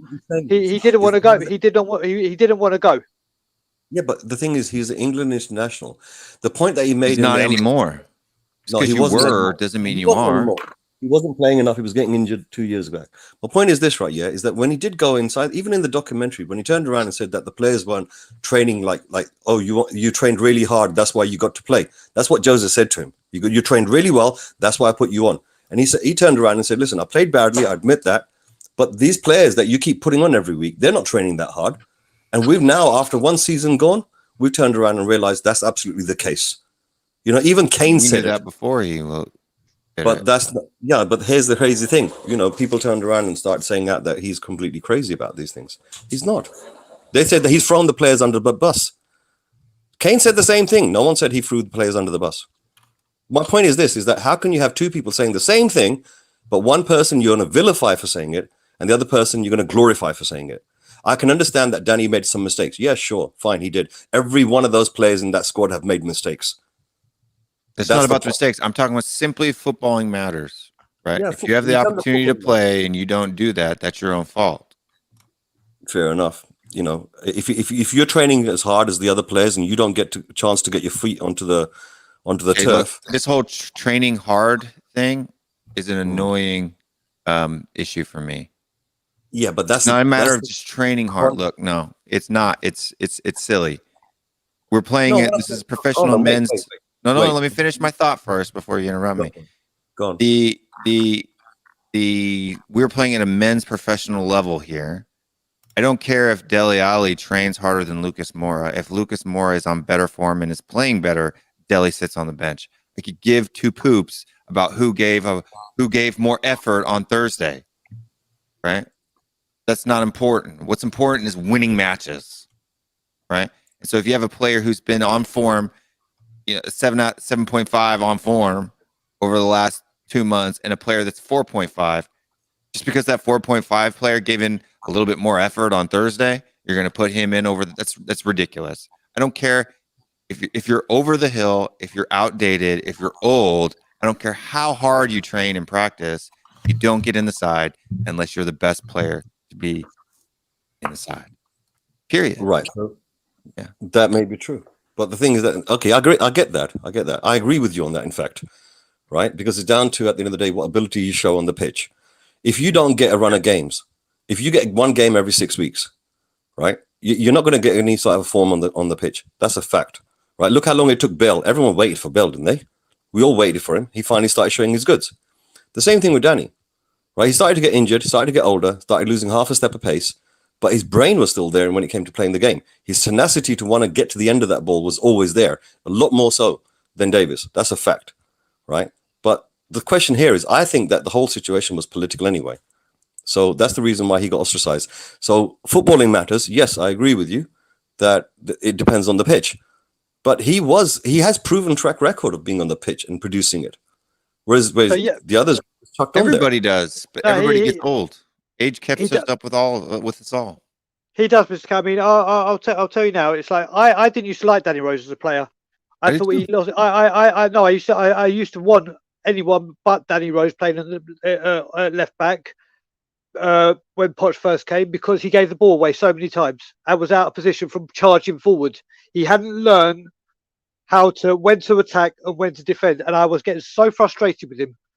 But then Poch got hold of him, and those 2-3 seasons, like the last 2 seasons at the Lane and one at Wembley, him, Walker, Vertonghen and Alderweireld were the best thing I've ever seen as a Spurs fan. In defence, they were absolutely in sync and ran like a well-run machine. Then he got that big injury, which he never, ever recovered from. He came back, he played well, but then he picked up the same injury or a serious injury. And those injuries really, really hit him hard. And then when he came back, he thought he had a divine right to be the left back because of the left back he was. So Danny Rose, for me, at one point was probably the best left back in Europe for those 2 seasons, last 2 seasons at White Hart Lane. No doubt about it. Him and Walker were a force. But his injuries got hold of him, and he was trying to live on his history rather than his form. Exactly. And I think people need to be honest and real with themselves. That's the thing that really bothers me about it. No, I get that one. Even with youth sports, man. Like the club stopped doing a player of the season based on ability, so now it's what they call teammate of the season. So it's who has the best attitude. Who is the most liked on the club, right? I suppose you're right. Because Davis does produce 6 out of 10, 5.5, 6.5. If he plays really, really well, he gets like a 7. He's consistent that way. But that's about it, really. I think these last 2 comments kind of just show how polarizing a subject that Danny Rose is. Shabina says, unfortunately, Danny Rose's issues made him uncoachable in the end, and yes, he became ostracized. While Dara thinks that everything Rose said was correct, and people still mock him. Top player, double standards, top man, well done telling the truth about the club. Who mocked him? That's what I want to know. Who mocks him? I think... Not me. I'm not saying that. I'm just saying this is a comment. There are lots of people that mock Danny Rose for thinking that he was good enough to go to Milan in the documentary. Of course. That's delusional. Yeah, that's fine. You asked the question, I answered it. Yeah. What I'm saying mocking him for having issues or anything like that. Yeah, but that's it, Will. You're calling it delusional when it was a fact. They did put a bid for him. Not that season. No, they did. I got Why dates didn't he on go? My point, no, because Levy turned it down. He wanted £5 million more. They offered 15. He wanted 20. That's the fact. I don't know how never true, heard that. Mr. K. I don't know how true that is. I'll pull it up in my look. I'll pull up all the data.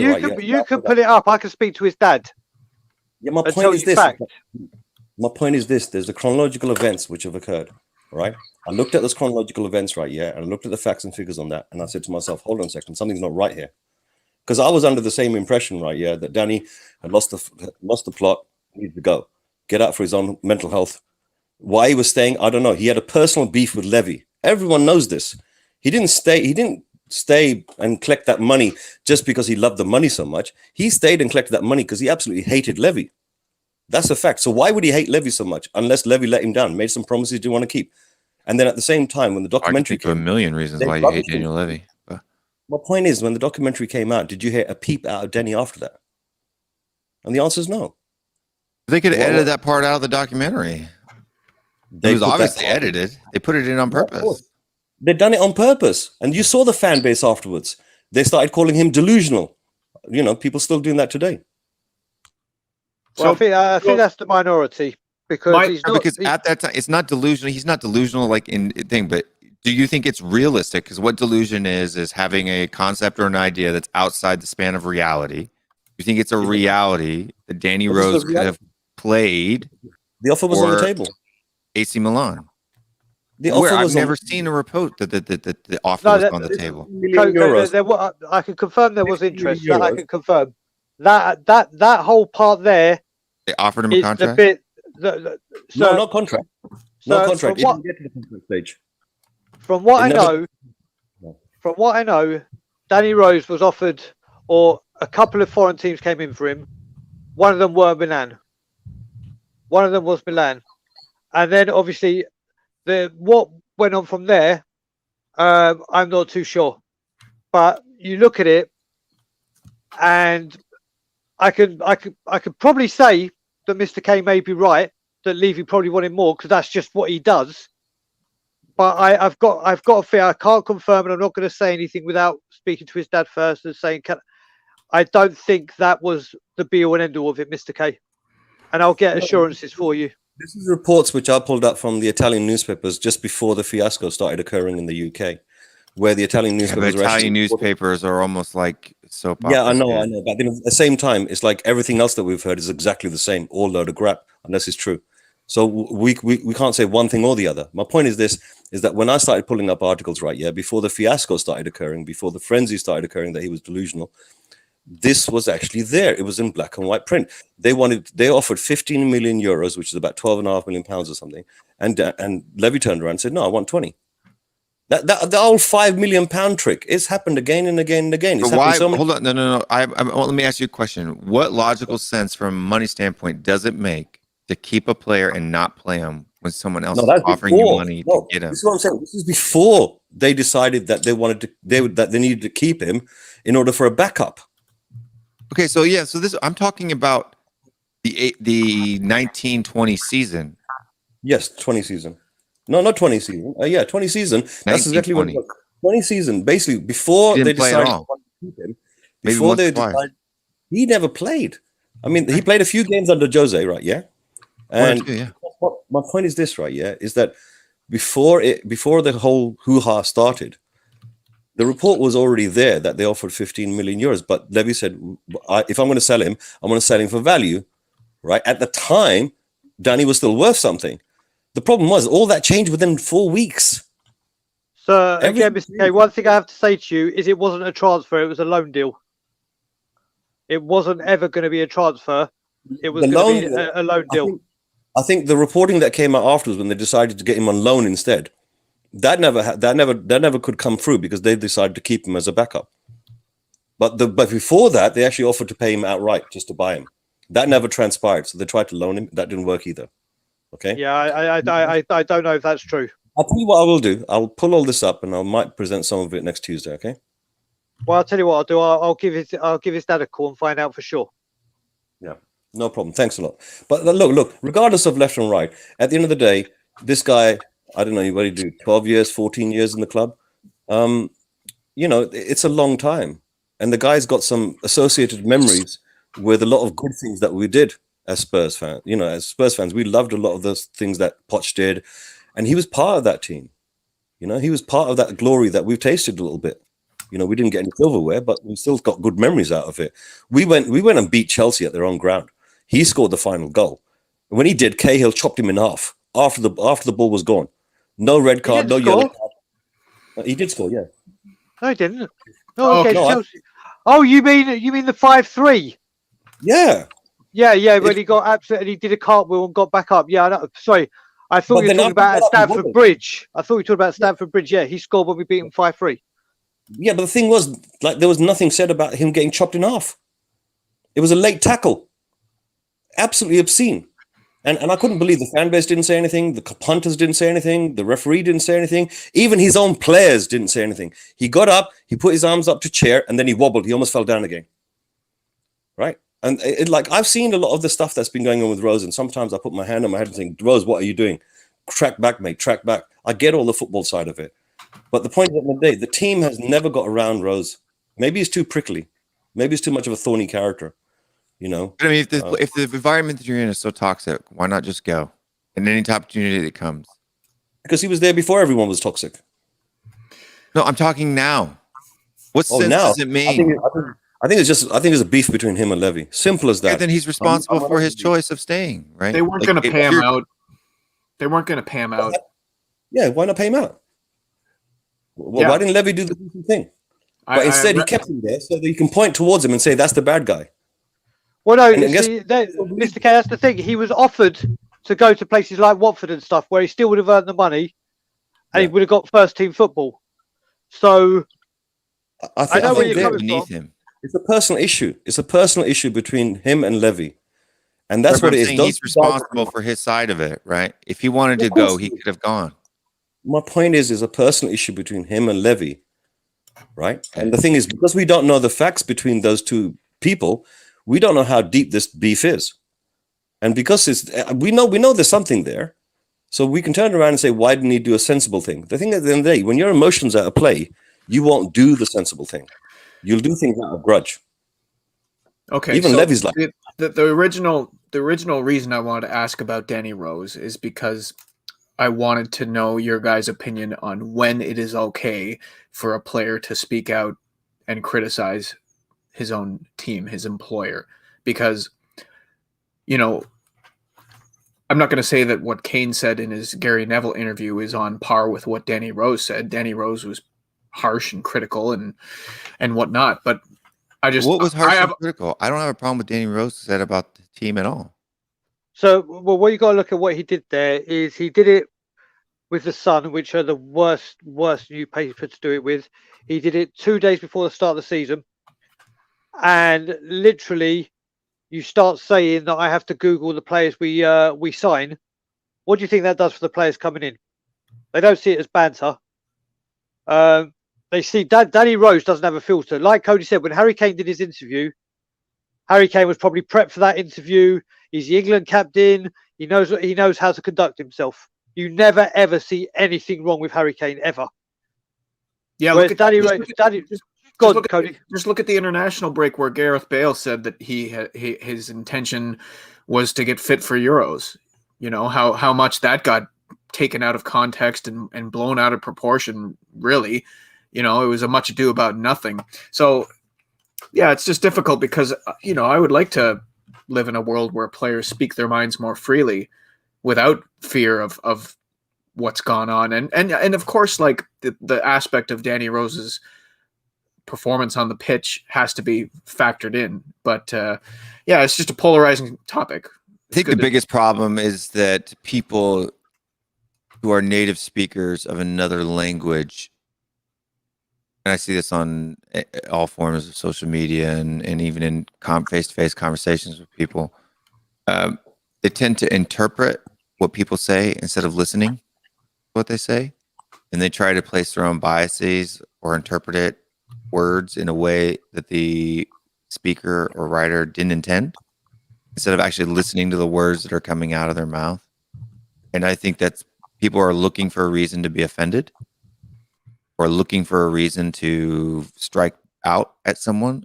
I think that's toxic. But I just think that what's wrong with that? If we are signing people that he has to Google, what's wrong with it? If Harry Kane says that we have weak, soft players in the dressing room with weak mentalities, and we do, I want somebody to say something. Look, you only get to the point that you're saying it to the press when you've been saying it in private for so long. You know what I mean? Like, I mean, no person walks out and look. Danny turned around even in the documentary and said to Jose, "Right, yeah, look, all those players are talking about this. What, is he lying to Jose at the time? Okay, look, 100%. I do get that an awful lot of this is speculation. There's a lot of information we don't have. But if people can make their mind up one way, why can't I make my mind up the other way? Because I've got just as much little information as they have. And I think for me, the problem is that what I see with Danny Rose, and this is just my view on it, my perception of the situation. I don't know anything.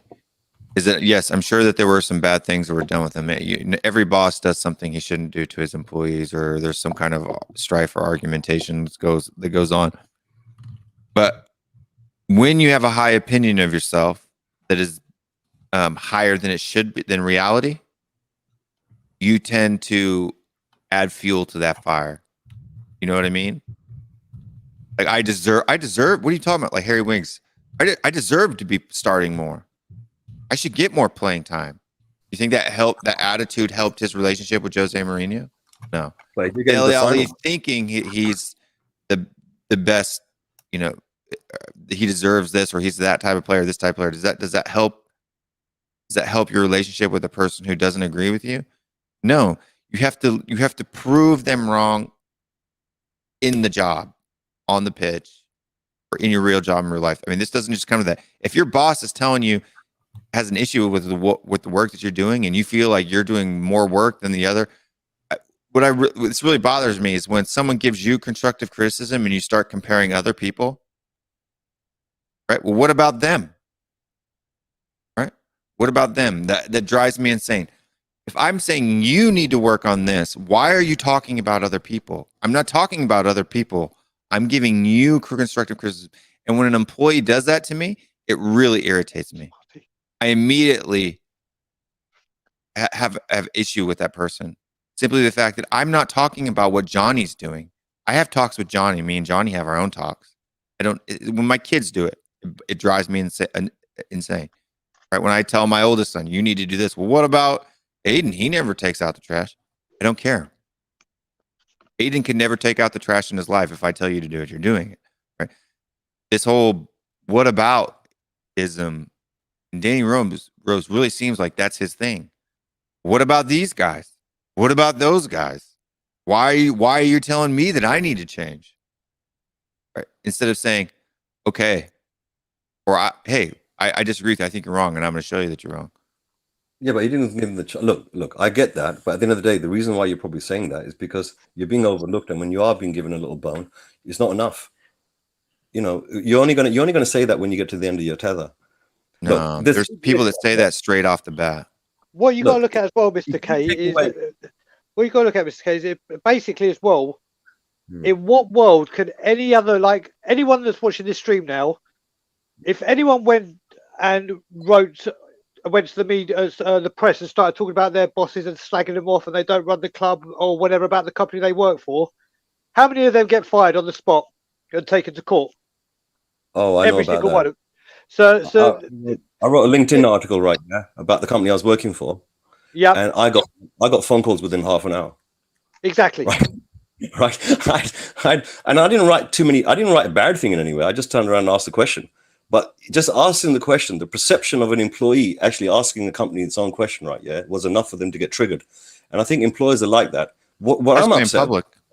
No, what I'm upset about is not about how he got treated at the club. I don't really care. That's tough luck, mate. You're at Spurs. You expect to get treated like crap there. I'm sorry, but that's true.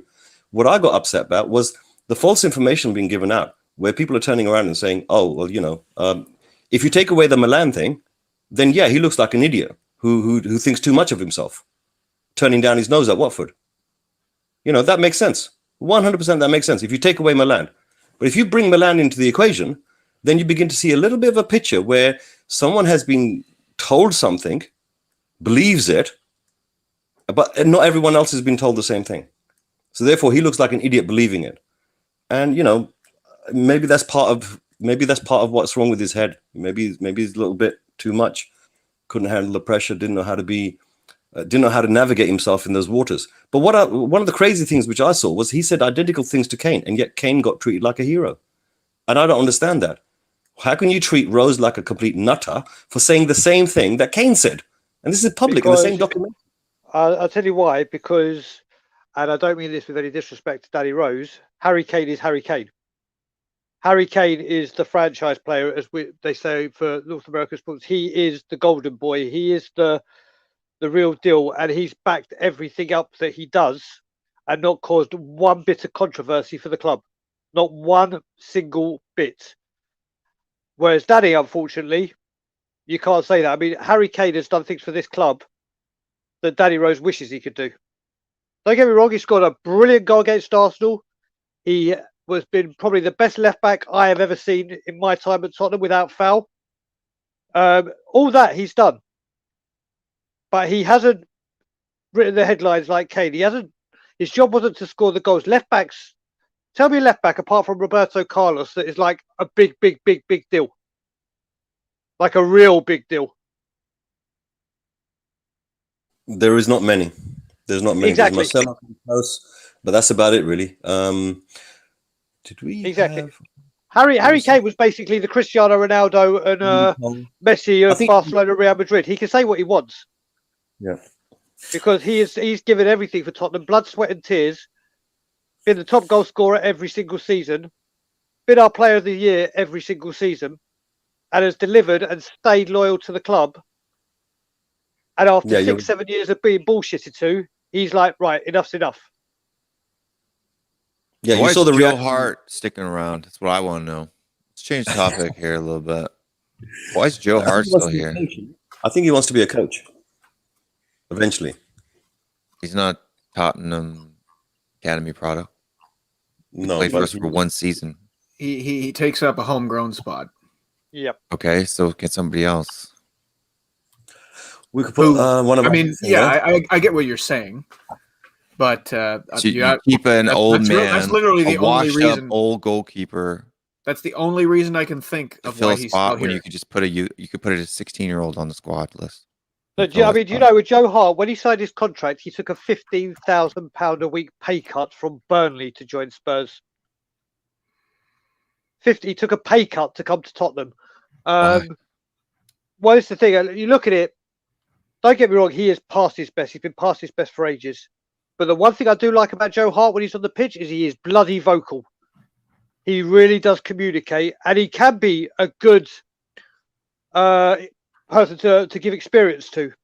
And right now, hold that thought for 1 second.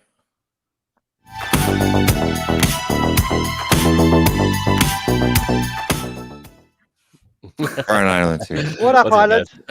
How you lads doing? What's happening? I love that intro, man. That is fantastic. I'm a fan. The sound of sanity is finally turned up. Brian, I listened to you all day. Hey, 80s, mate. 80s. Come on, don't age me that well, man, or that much. Electronica. Man. Yeah, I'm an 80s, 90s kid. You know, that was my life. But yeah, how's everybody doing? All good, brother. Yourself? Joe Hart is who we were talking about. Yeah, I heard a little bit of Brian's chat on the Joe Hart. So I'll just finish. The reason I think he's still there is because we've got to come to a decision on what we're doing with Hugo. And it's, do we go out now, like I've been saying, and buy a goalkeeper and say, right, listen, you're second team keeper for a season and play cup games and do this and do that and play Europa Conference League, but you're the second team goalie for a year, and then and paying him a very big amount of money. But what about Gazzaniga? We let him walk today. He's gone. Like Cody said, it's a homegrown player. Yeah, but we seriously can't have Joe Hart as no kind of insurance for a Lloris replacement. He's not a backup. He is a backup in the dressing room. And he's a glorified goalkeeping coach. Yeah, exactly. You can't even just hire him as the goalkeeping coach. He was brought in here for his strong leadership. Well, look how that worked out. We lost 3-0 to Zagreb, and he posted on his social media team posted, "Mission accomplished. Well done, Joe Hart." Yeah, that was quality. Why do we let that French keeper Maignan go to AC Milan for 13 million? I thought we had been linked with him earlier in the season, and it was going to cost us 25 million, and he ends up going to Italy for 13. Like, what are we doing Cody, here? did you seriously ask why we did something when it comes to a transfer situation? And we all know why we didn't do it, because of the person who's in charge. Yeah, like, okay, Donnarumma's on a free, but like this guy, he's going to be commanding like what? How much is Donnarumma going to cost weekly? 300. $500,000. Won't be cheap. Yeah, it won't be cheap. He's going to cost an arm and a leg. Yeah. But the thing is, again, like we said, Cody, it's not a homegrown player. Listen, the thing I don't understand as well is people were releasing, or I don't know why people are even talking transfers. I don't just mean us, I mean everyone, because we don't know who the starting manager is. True. Yeah. So what is the point of talking transfer? I don't even know why we've released players without a manager. We got to have content, right? That's what we were talking about. Oh no, for that they do brilliant. For the content, it's brilliant. But I just don't get it. There's a lot of things about Spurs we just don't get. Trust me. Yeah. The way that we run on the football side, we get the business side, we get that completely. But when it comes to footballing matters, no, we're in a state of confusion all the time. It's the daily question, isn't it? I don't even think it's deliberate. I think it's just basically the way that the mechanism works internally at Spurs. With Levy having too many fingers and too many pies, I think the whole mechanism is convoluted. That's why there's so many leaks coming out of the place. Maybe the leaks are being done by him. We don't know. But at the end of the day, I reckon there's a high level of incompetence being run in the background. All the top people that were involved in networking, they've left. They've been replaced by people that don't know what they're doing. If they say yes, then fine, they're hired. If they got bald head, it's even better. So Hitchen's definitely in. I think if Poch comes back, Mr. K, the first thing he'll do is say, right, I want my scouting network back, and you get rid of this guy. Well, yeah, definitely. I would like to see Hitchen go. Has to be a prerequisite, doesn't it? Unless you're talking about Levy. Well, this is the thing. I mean, you, if I was Pochettino right now, I would literally have so many demands, and I would, if there is a contract offered to him, I would get about 15 lawyers to read it just to make sure that he hasn't put a loophole in there for something. Because I mean, Pochettino, I think, is his own lawyer and his own manager, and maybe that's to his own detriment. That's why what happened previously happened before. Hopefully he's learned from that in this situation and will be a little bit more careful as to what he agrees to, if it happens, of course, the big if. But don't you think that Levy and Poch had like a good relationship for the vast majority of the time that he was there? Yeah. And he only sat towards the end? Yeah, I agree. I absolutely think they did. I just think that's the problem. Levy was in a position where he could sour it or do what he wanted, and Poch didn't really have any control because he probably didn't manage the contract situation or the conversation well enough to put himself in a position of power where he could demand things. And then hopefully he's learned that in this situation. If he does come back, he can do that. Because he is in a powerful position now, if that's the case. The other thing you got to look at is, yesterday Conte left, and apparently Conte was coming, and then it comes out that apparently Tottenham aren't interested because they want someone whose personality they can handle. And then the rumours come out about Poch. I mean, what does that say to Poch? Oh, so you think I'm some kind of bitch that you could just say, fetch boy, and I'll do it? I would take a little bit of those quotes with a grain of salt without any good sources to let us know that they're actually true or that they're in context to what the conversation was. I get what you're saying, and I agree that it does sound bad, but they often quote mine those things to make them sound the way they we'll react the way we're reacting and click on the button. I don't know. I wouldn't put a ton of weight in it. Thanks for the guys watching on Twitch. Make sure to follow if you're watching on Twitch. Well, that's where Levy watched, wasn't it? Yeah. But so Brian Ireland. Yeah. It's been 37 days since we sacked Jose Mourinho. Yep. It has. Inter and Conte parted ways yesterday, and they've got Inzaghi already. Did they sign him? Yeah, is that what happened? Yeah, I didn't see that. According to Fabrizio Romano, yeah. So it's good source then. Here we go. Yeah. Interesting too, because I mean, I don't know. It's such a poison chalice here, but they have their own issues financially. So perhaps it was just something that was in the works for a while. I think when it came to sacking Jose Mourinho, that wasn't something that it was sort of immediate and without planning, which is typically, I don't think, the case with most clubs. Not to say that it's always the case, but I think with most clubs, if they're going to sack somebody, or if they know somebody's going to leave, they've discussed it in advance and they've had conversations with other managers. And we did do that with Jose Mourinho for as an example. So it's possible that that's the case, but with us in this situation, we just completely fucked it and sacked him in a really weird time and didn't have any plan, which is likely what happened. Is there a possibility that maybe Poch is his name is entangled within Spurs because he might be negotiating a new contract with PSG? I think it's possible his name is entangled with Spurs so that season ticket renewals will go up. Yeah, I wouldn't be surprised by that either. That's a really good point. Yeah. Well, the deadline's June 3rd, right?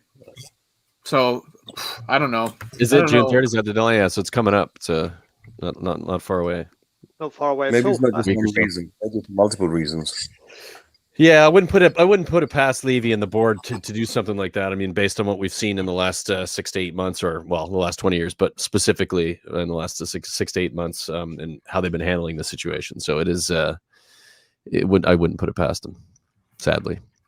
Yeah, it's been awful. The last couple of days, at one moment it was about Dara just said, it was Roberto Martinez. Just thank God that one's gone dead. But it's like, how many other managers do we need to be linked with? I gotta say though, I think, Brian, this is just across the board for Spurs fans in general.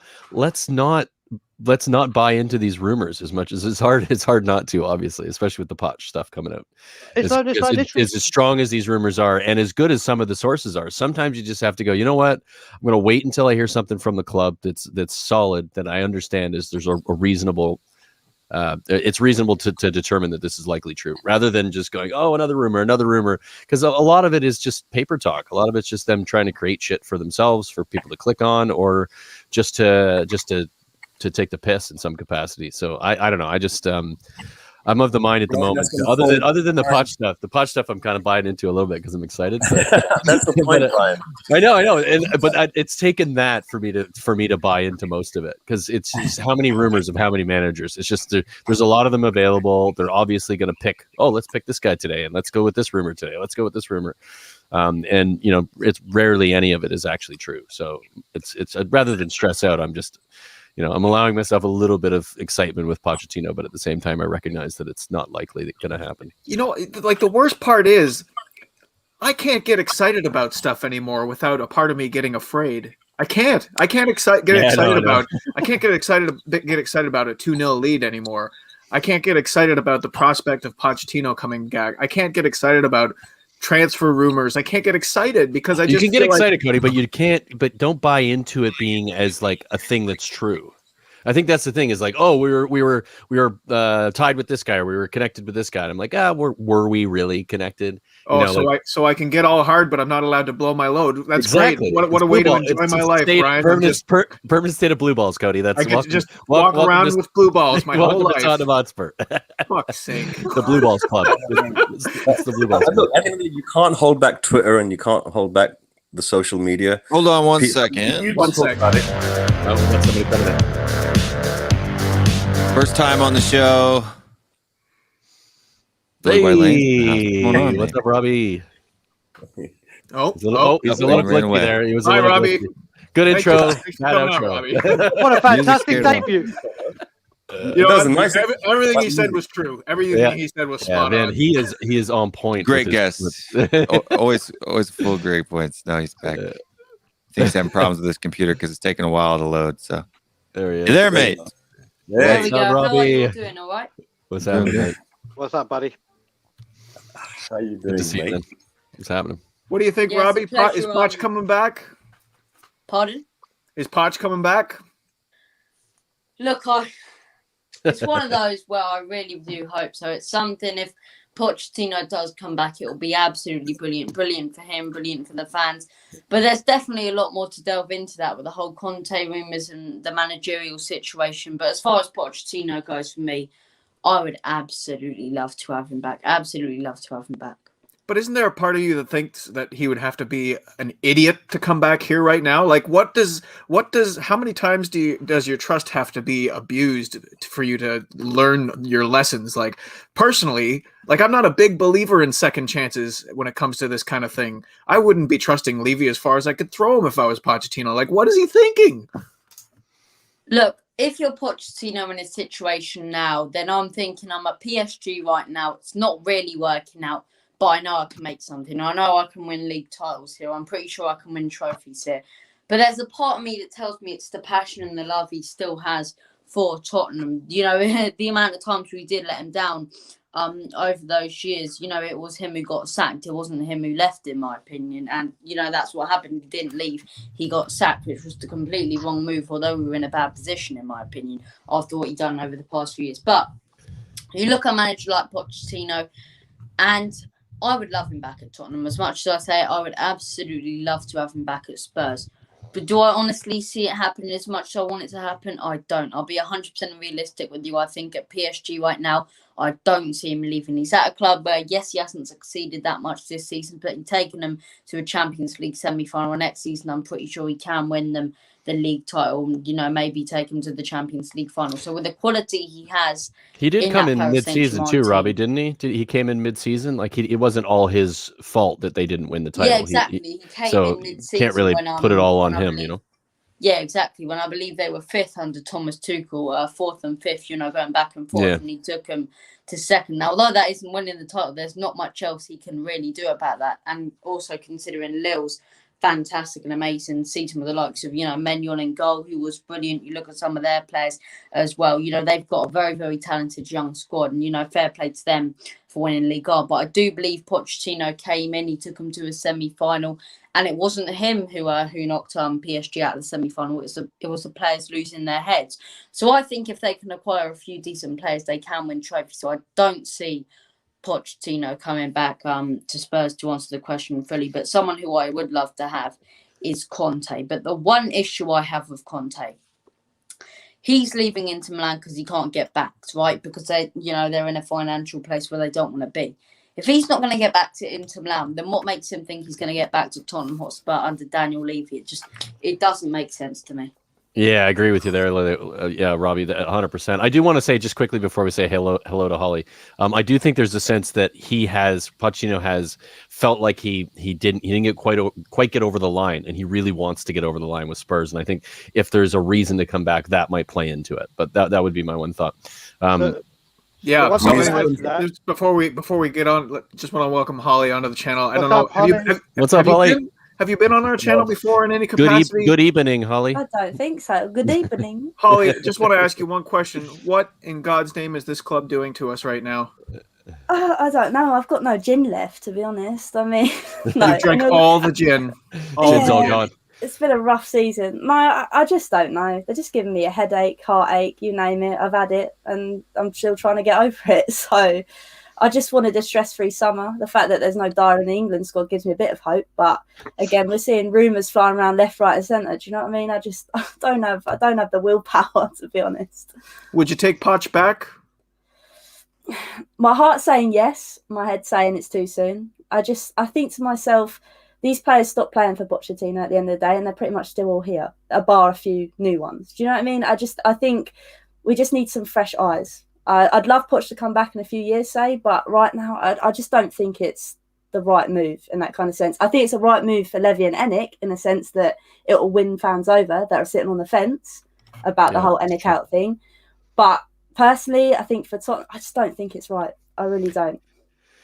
Yeah, I just wondered, like, why if Spurs are behind all this rumor mill and that it's real, aren't they just setting fans up for another massive disappointment? Aren't some of the people who are kind of on the fence about Levy going to jump onto the Levy out train if it falls through? Like, what happens if we're rumored to be hiring Maurizio Pochettino and we end up with Graham Potter or Scott Parker or something? Because every time something good seems like it's about to happen, I feel like the trap door is about to release underneath me.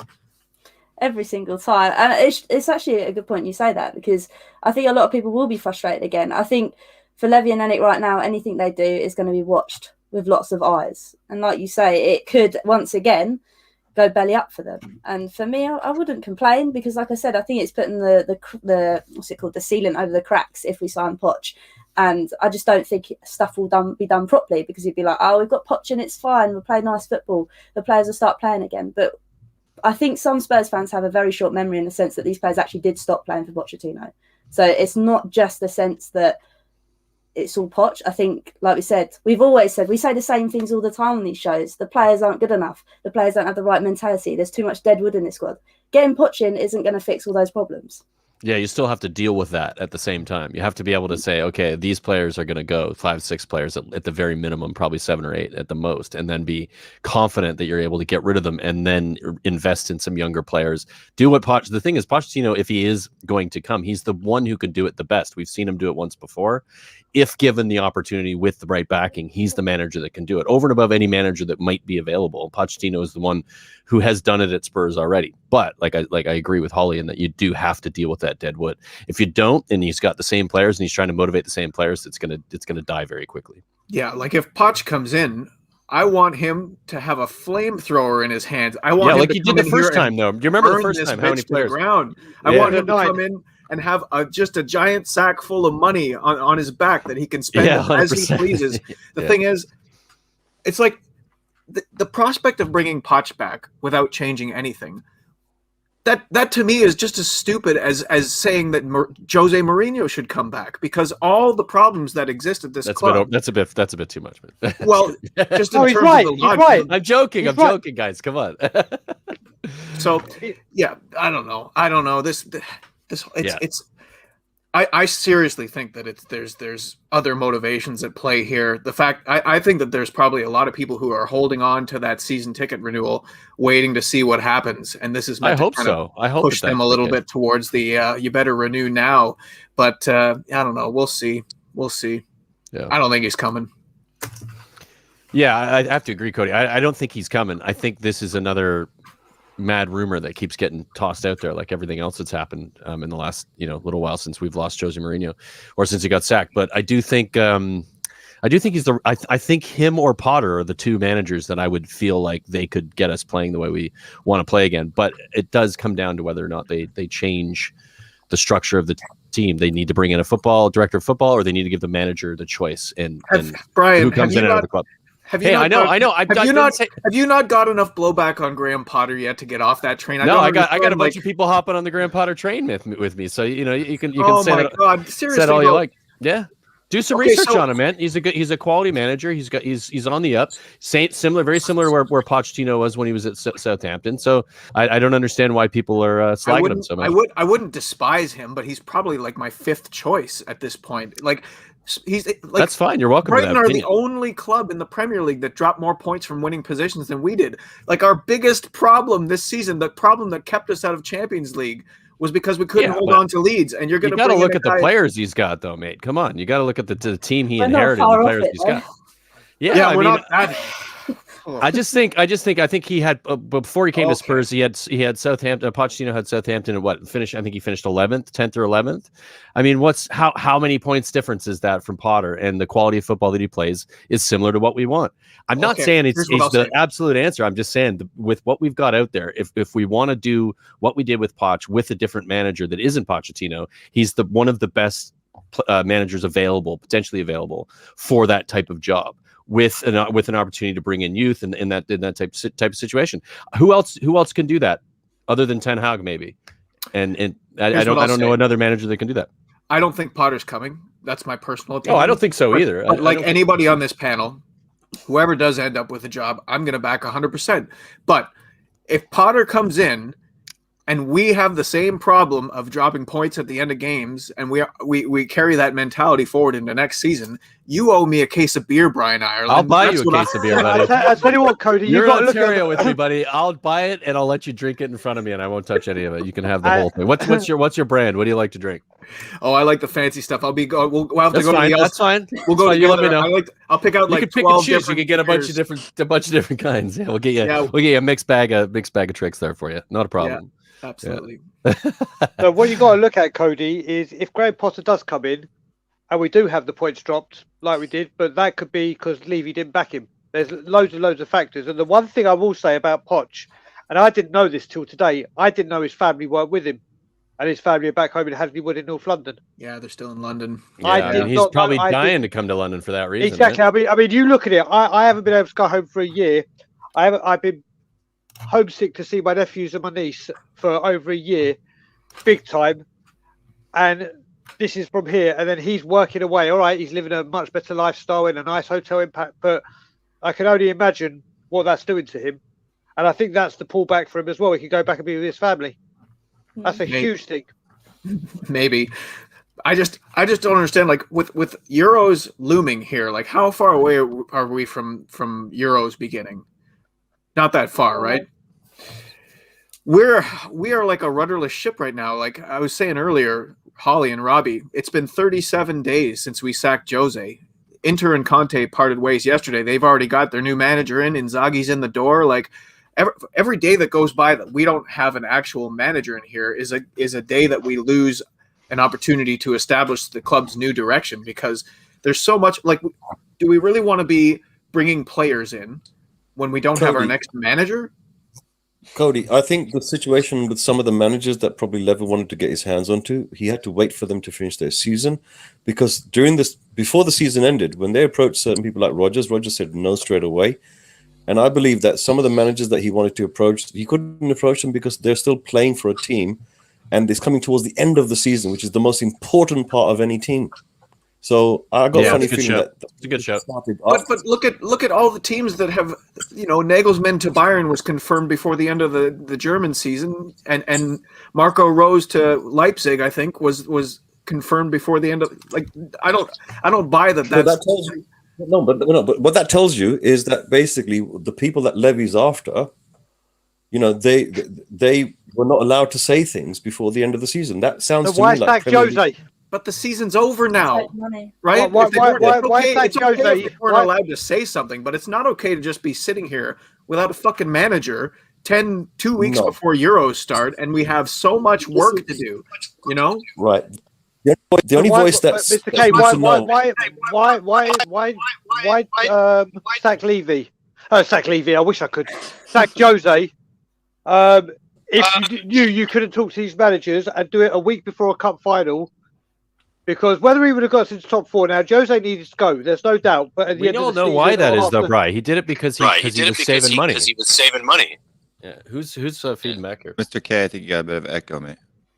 Yeah, I muted Mr. K because we were getting some feedback there. Yeah, there's so many different rumors floating about with that. But why, if you don't have a manager in place, don't sack the manager you got and put a 29-year-old. Oh, I agree. I don't think it was play pop. Yeah. I don't think it was a good idea. I just think he did it because he probably recognized if he won that trophy, he'd have to pay him more money, and he knew he was going to get rid of him. So if he got rid of him before he won the trophy, less money is paid out to that manager. So the total Levy thing to do, exactly what he most likely did. Disgusting, but probably true. It's Levy. Oh man, Holly, who's your manager of choice? Considering all the factors, all the links that we've been, different managers that we've been linked to, all of those outside factors, who in a realistic scenario do you see coming in here and doing a job for us? I mean, like I said, Hart, Pochettino all day. I just think it's too soon. I'd love Ten Hag. Just because he's like Poch, but 2.0, and it's a fresh set of eyes. I think that's the only way I'm looking at it. And the fact is that he's got no connections to these players in a kind of sense, bar Bergwijn. I was actually going to show just a minute ago, and Forms was saying the fact that obviously with Ajax link and things, there might be a bit of friction between him and Bergwijn with their current history. But that bearing in mind, I don't know. I think Ten Hag's just a fresh set of eyes. He's like Pochettino. Pochettino's too soon. I don't see it happening. For both him mentally, I know we said obviously his family is still in London. It's too soon. It's like, what was the point of sacking him in the first place if you're going to keep the same players? Because let's be honest, we're not going to be able to shift out all of this deadwood.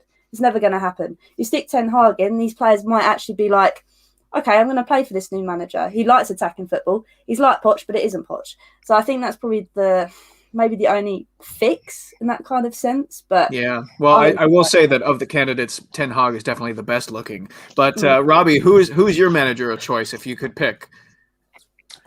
Oh, it's a tough one, you see. I think there's a couple, right? And there's a couple, look, they're completely unrealistic, but I'd love to have them in. Someone such as Gautier from Lille, he'd be definitely at the top of my list. Obviously, we were looking at him a little bit, but he used to express no interest. I think the way he's worked wonders for that team is brilliant. Ten Hag is definitely up there, but I'm going to have to agree with Brian because I think Graham Potter, in the situation we're in right now, would Get be in there, Robbie.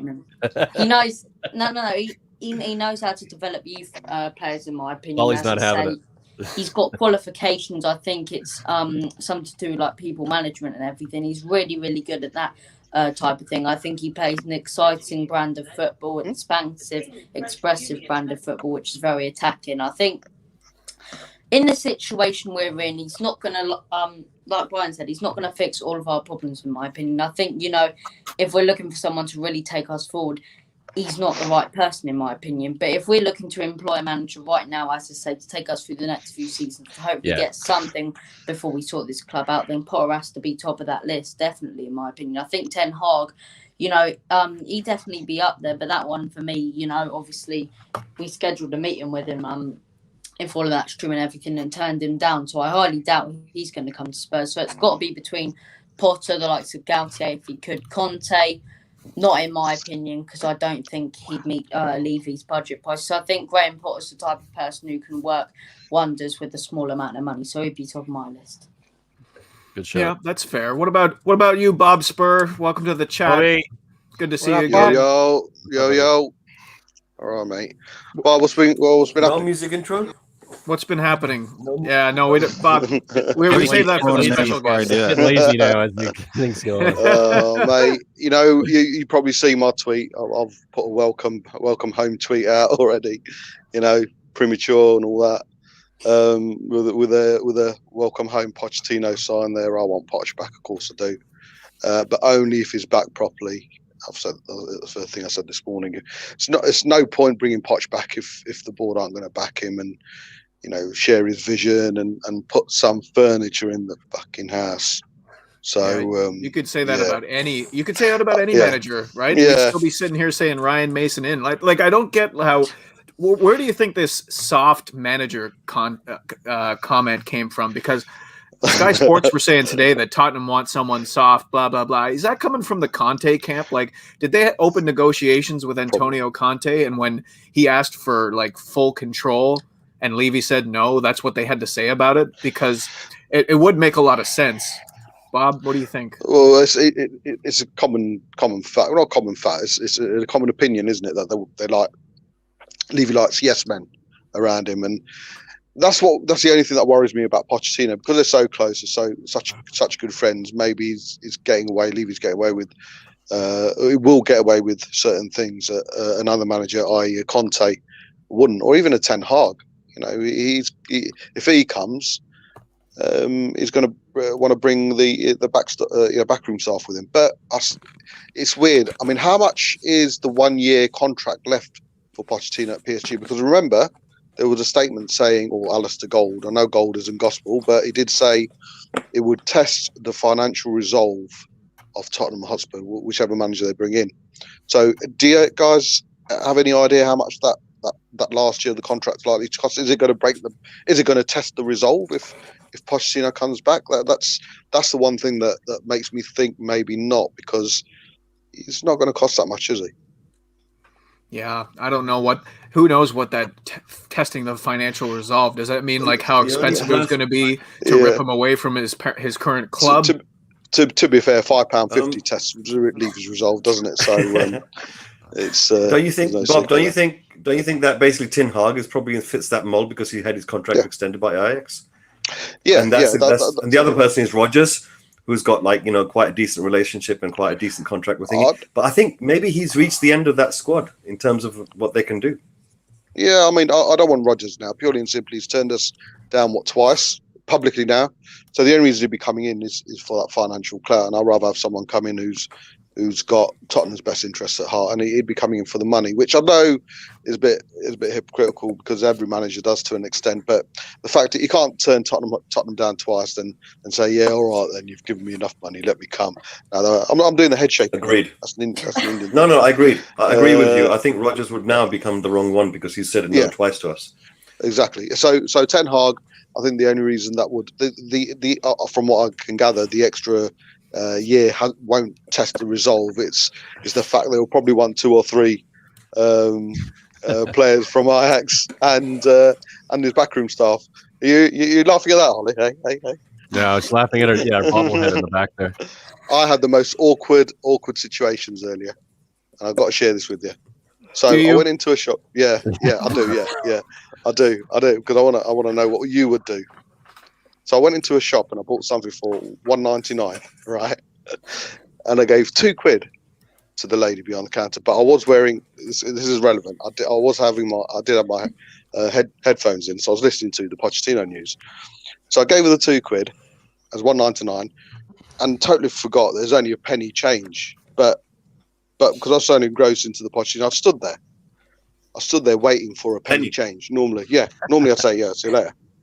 But by the time I realised I stood there for 30 seconds, I looked up at her and it was too late for me to say, keep the change, because I'd already been there for 30 seconds.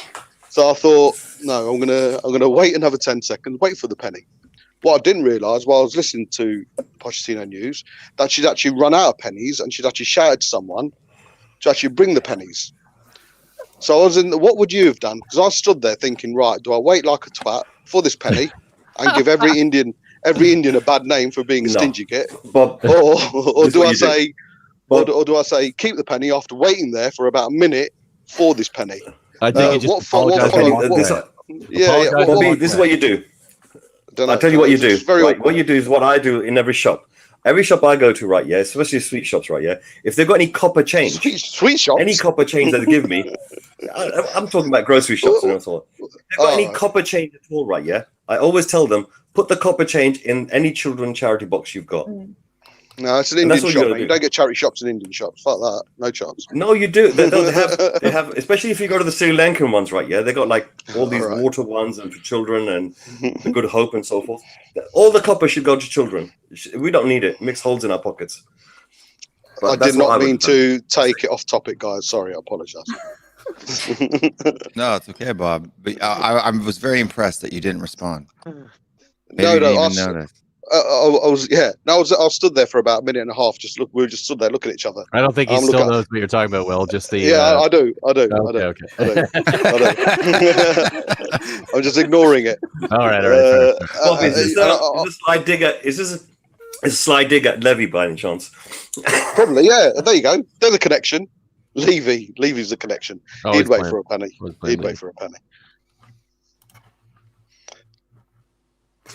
That was too off topic, man. Everyone's got silent. Where do we go from here?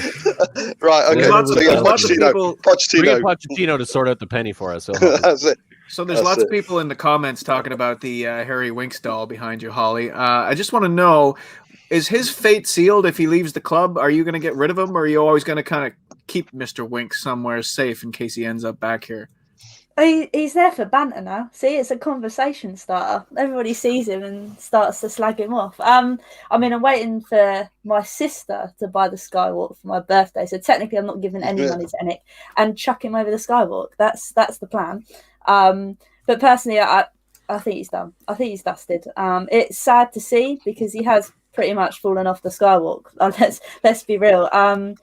I don't know, to be honest. I don't know where he goes. I think the only reason he's still at Tottenham is because he bleeds Tottenham through and through and he's a Tottenham lad. If he was anyone else, I think he would have gone out the door sooner. And again, it's just this fact of Deadwood. I never like to see our own go, but I think there comes a time, and we're at a crossroads right now where we need to move forward. And Harry Winks, I think, is sadly keeping us back.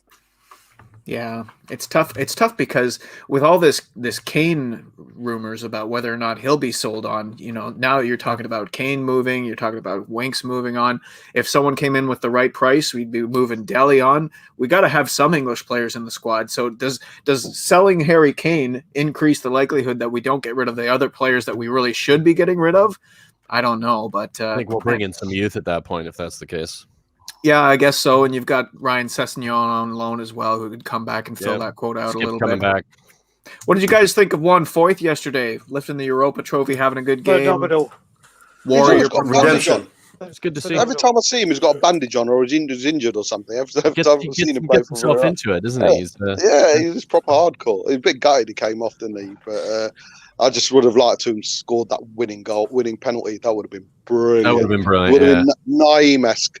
Great image of them. Great image of them, though, holding the trophy with the bandage over his head and the blood on the face. Fantastic. I thought the way the penalty shootout ended was pretty brilliant. The way it was. Oh, it was great. Personally, yeah, I loved it. Absolutely. You'll never see that again. I'd like to see Foyth get a chance again. I mean, I don't know if it's as a center half, but perhaps as a right back or another defensive midfielder. I do think he has enough on the ball that he could play in that position, and he's played pretty well at right back at Villarreal. So I like to see him get a chance. Poch liked him. Yeah. I mean, he was a fellow Argentinian. So yeah, assuming that Poch is coming back, then I could see him absolutely getting. Bobby's convinced. Yeah, I'm not 100% convinced. I'm not going to let myself go there, but I'm about 80% there, so I'm enjoying the day. Only for it to be ruined by the night. Of course, I'm used to that. It's the Spurs. Yeah. That's what we expect. Yep. For he's sure. going to sign a 12-year contract. And he's going to be May the Foyth be with you. 200 million every year. Can I put a spanner in the works? Please span away. There we go. Sorry to be the bearer of negative news, but I know Foyth has done really well at Villarreal, but I think bringing him back to the Prem is just too much of a big step. We saw him at Tottenham and he just used to diver on the ball. I don't think I know someone's put in the comment that obviously Foyth is better than Dyer, and I wouldn't say no to that, but for me, we need players that are established to play in the Premier League. I just don't think Foyth will cut it out for me, to be honest with you. Not even as like a I think secondary. Tanganga's got his spot anyway. Yeah, probably. No, but Tanganga's got that spot in it. Yeah, I guess that's true. I mean, that's where Jose was playing Tanganga. I still see Tanganga as a center half, but I mean, who knows what'll end up happening? But I think it's flex. I mean, basically, go on. I think Holly has a point because I think she does. I mean, I think Juan Foyth is still a defensive liability. We saw that in the first leg against Arsenal before he got injured. He gave away a penalty and it ended up coming back because of an offside. He's got very I don't want to slander him too much, but he's got very Serge Aurier type. I'm just going to say that. Yeah. And he's one of those players where if we get into this mess where we don't know what he is again, I don't know if that's going to stunt his growth. And there's a lot of people who seem to think that he's just not well suited to the Premier League. And looking at our squad right now, we might have a few players like that already. So I'm not sure if Villarreal are going to exercise 26, I think, Cody. 20, 25. Well, maybe not that many, but I don't think Villarreal are going to be interested in exercising the full option. I think it's 13 million. Although they did just get a nice payday. Yeah, I think they will, mate.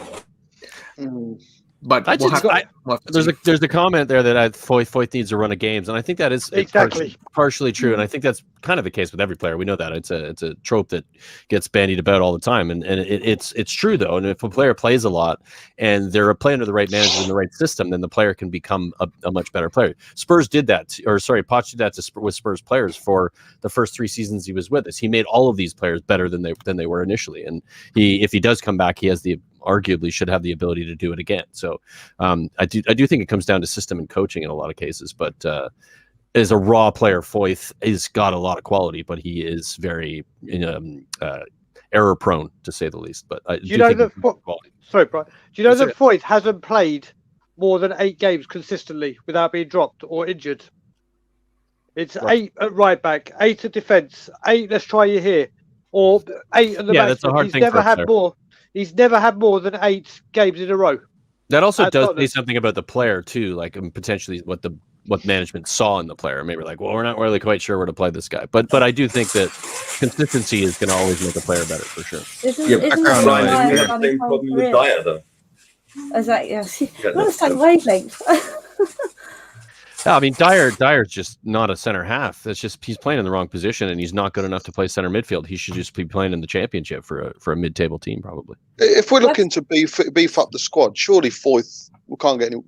We can do worse than Foyth, can't we? He can certainly come in and give us that. I know you probably won't want to come back and sit on the bench and become a squad player, but compete for a certainly, position. it'd be good. Yeah, it'd be good to certainly come back and beef that squad up, and we're playing in the what's it called, the Euro Comical Conference Agricultural League Farmers League. European Sunday League. That's it. The European Sunday League. Let's not forget as well, Bob. Let's not forget as well. That's another trophy winner coming in for experience on how to win a European trophy. There you go. So yeah, I think we're over 90 now, Bri, after the weekend. I know, it's something unbelievable. Yeah. Is it really unbelievable though? I think it's like completely believable. That's the 90 trophies to ex-Spurs players. Yeah, that's. I've got to go as well, so I'm going to go with Cody as well. So yeah, I just. All right, before you guys go, Right, though, we'll see you in Cody, an hour, right? We're gonna go. Yeah. Brady, before you guys go, Cody, I have to do this just one time.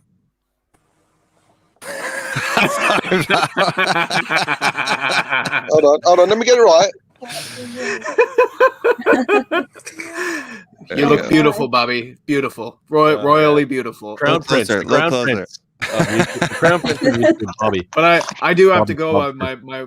My 1-year-old is awake and starting to get a little bit angry. But I just wanted, before I go, to say that there's 150 people watching right now. I don't know if that's the highest viewer count that we've had, but it certainly is pretty close. So thank you to everybody who's been watching along. Thank you to everybody in the panel for coming on and having a chat, even though it's all just a big mess right now. Like, subscribe, comment, and we'll see you guys next time.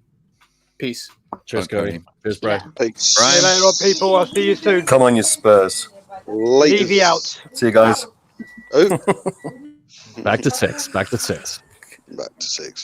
Guys, I'm not sure how long I'll be staying for, unfortunately.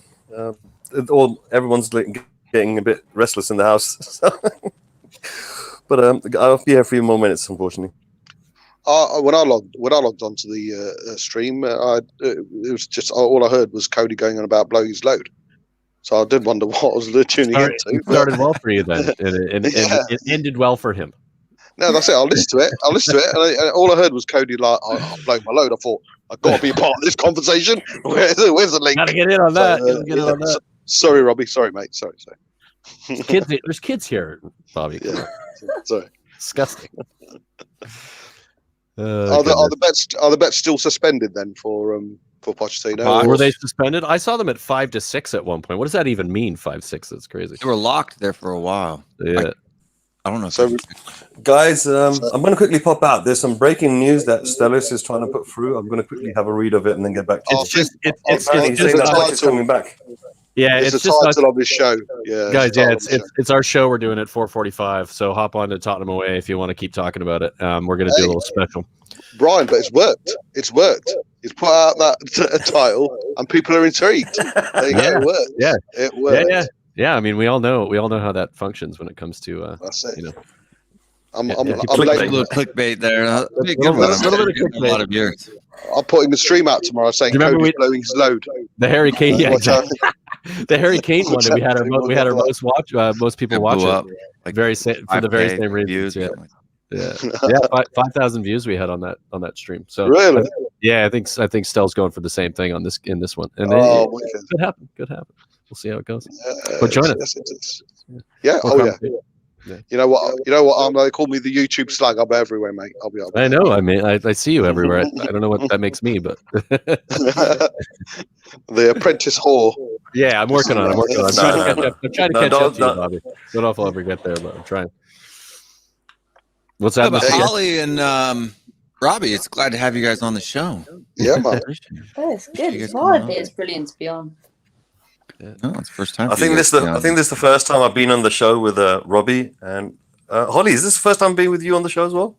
I think so. Mind you, I noticed your voice anywhere now. I've heard it in real life. I was like, I know who that is. Yeah, I've seen this. We've all seen Mr. K, haven't we, on this channel for the first time without? Unfortunately, yes. Yeah. I'm joking. I see why that was a 4-hour. I see why you don't show it all the time, Mr. K. No, it's not a pretty sight. Trust me, it's not a pretty sight. I look better in the shadows than I do anywhere else. But obviously, you guys are all the pretty people. I can't really compete with you guys. Oh, good. But look, I learn a lot from you guys. That's one of the reasons why I come on. Sometimes it looks like I'm very entrenched in my position, especially things like Rose, for example. But if someone puts like the sense into my head, then I do turn over. Like you, Brian, and you, Bobby. Like both of you guys really have put some sense into my head a few times. Oh, nice. And I think the fan base is like that as well. If you guys can do that with me, you guys can do that with the fan base. And I think that's one of the reasons why we have so many Spurs channels, is so that fans can start to air things out, make sense of it, get a consensus and move on. And that's generally what we're trying to do right now. It's just that we're not being allowed to move on. We're not allowed to make any type of consensus, because every day there's something new that comes out. It is very confusing. But if you're It's my head getting bigger. Something, close, it's a really strange thing. The strange thing, Bobby doesn't look like this in real life. Honestly, when you see Bobby in real life, he doesn't look like this. Who? He looks totally different in real life. Who He does? looks much more slimmer, looks taller. You do. Fuck that. Nice one, Oh, Holly. no, not wigs. Who are you on about? But yeah, The doll looks a lot bigger when you hold it. Yeah, I thought he was this tiny little thing. And it's like the same size as you are, Holly. Oh, I am quite little and all, to be fair. I mean, the fact you've got life-size wigs there is pretty good going. So well done on that. The small Holly, did you buy that from the shop? Like, where did you get your? No, that is Winks. That is actual Winks. Oh, that's actually not- actually that is actual Winks. Yeah. Funny story is, right, so obviously with lockdown and stuff, I didn't see my boyfriend throughout Christmas, and he thought, oh, Holly quite likes Winks, let's buy her one of these for Christmas. So that's why I've got him. And then You got a Winks blow-up doll from your boyfriend. What does that say? I mean, he knows once like Winks comes available, I'm straight in the door and he's gone. So Gotcha. he knows. Well, at least he knows his place, right? That's good stuff. Exactly. I'm saying with That's true. Pochettino. But any final topics we want to chat about? Because I do have a meeting at 4 that I must go I just to. want to know the bottom three here. Mhm. Us. When are we? When are you guys protesting next? Are you waiting for? Basically, from what I understand, there's going to be an NFL game coming up soon. And I think really before any action happens with Spurs, it's a case of like letting, just you need a reason to protest. You need some sort of place, a venue, some sort of attention. And the NFL game is definitely going to be that. That's a good So I one. reckon that's the next time. When is So that? I don't know how many people are going to turn up. Is that in June at some point? I'm not sure. Towards the end Yeah, of June. it's coming. It's going to be before this preseason. That's for sure. Yeah. But I'll be I think down- the I'll be pressure down needs for to next be one. maintained throughout summer. Yeah. Like I was saying, I think the pressure needs to be maintained throughout summer. Something needs to be told about the story that people do genuinely feel this way. Not everyone can turn up. Not everyone, even people in the country, can't turn up sometimes because they may have a job commitment, they may have family commitments. Travel might be hard for them. The people that do turn up, we represent everyone that can't. That's my philosophy, is basically turning up for those people that can't turn up. But at the same time, I want to turn up. Yeah. Even if there's nobody there, I'll be there protesting, with the clown houses, of course. I think I'll make sure Stelios comes with me. I think Lady Gaga's the next one. I think that's a Friday in Oh, is June. I think. Is it? Yeah. I think Yes. that's the big one.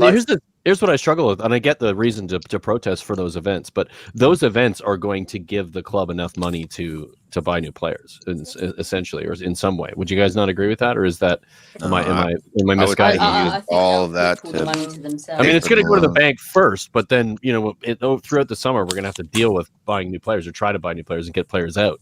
You need to make money to do that. So, Lady Gaga, Brian, it's going to make some dough. I'll answer that. I'll answer that very simply by saying that when there was no COVID around, when there was no financial difficulties around, we went for a season and a half without buying someone. So the intention that the club has money or doesn't have money, it's really just putting pressure on them to say, hey, we want you to buck up. We want you to get better. By saying ENIC out just doesn't mean that the ENIC's really going to come out. That's just not going to happen. No, I and get even that. if it was, I'm it may not be the best thing. Don't protest. I'm just saying that those things where we make money off of that are over and above just the football games are good for the club's financial situation, which we all know is dire considering the stadium build and everything else that's gone, and obviously the revenue loss from COVID. So.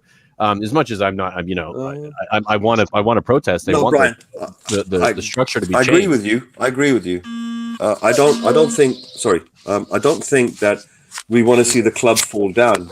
It's just a message. Trust me, the protest is just a message. We don't have enough. Sorry, am I echoing? Yes. No, you're fine. I think you're okay now. No.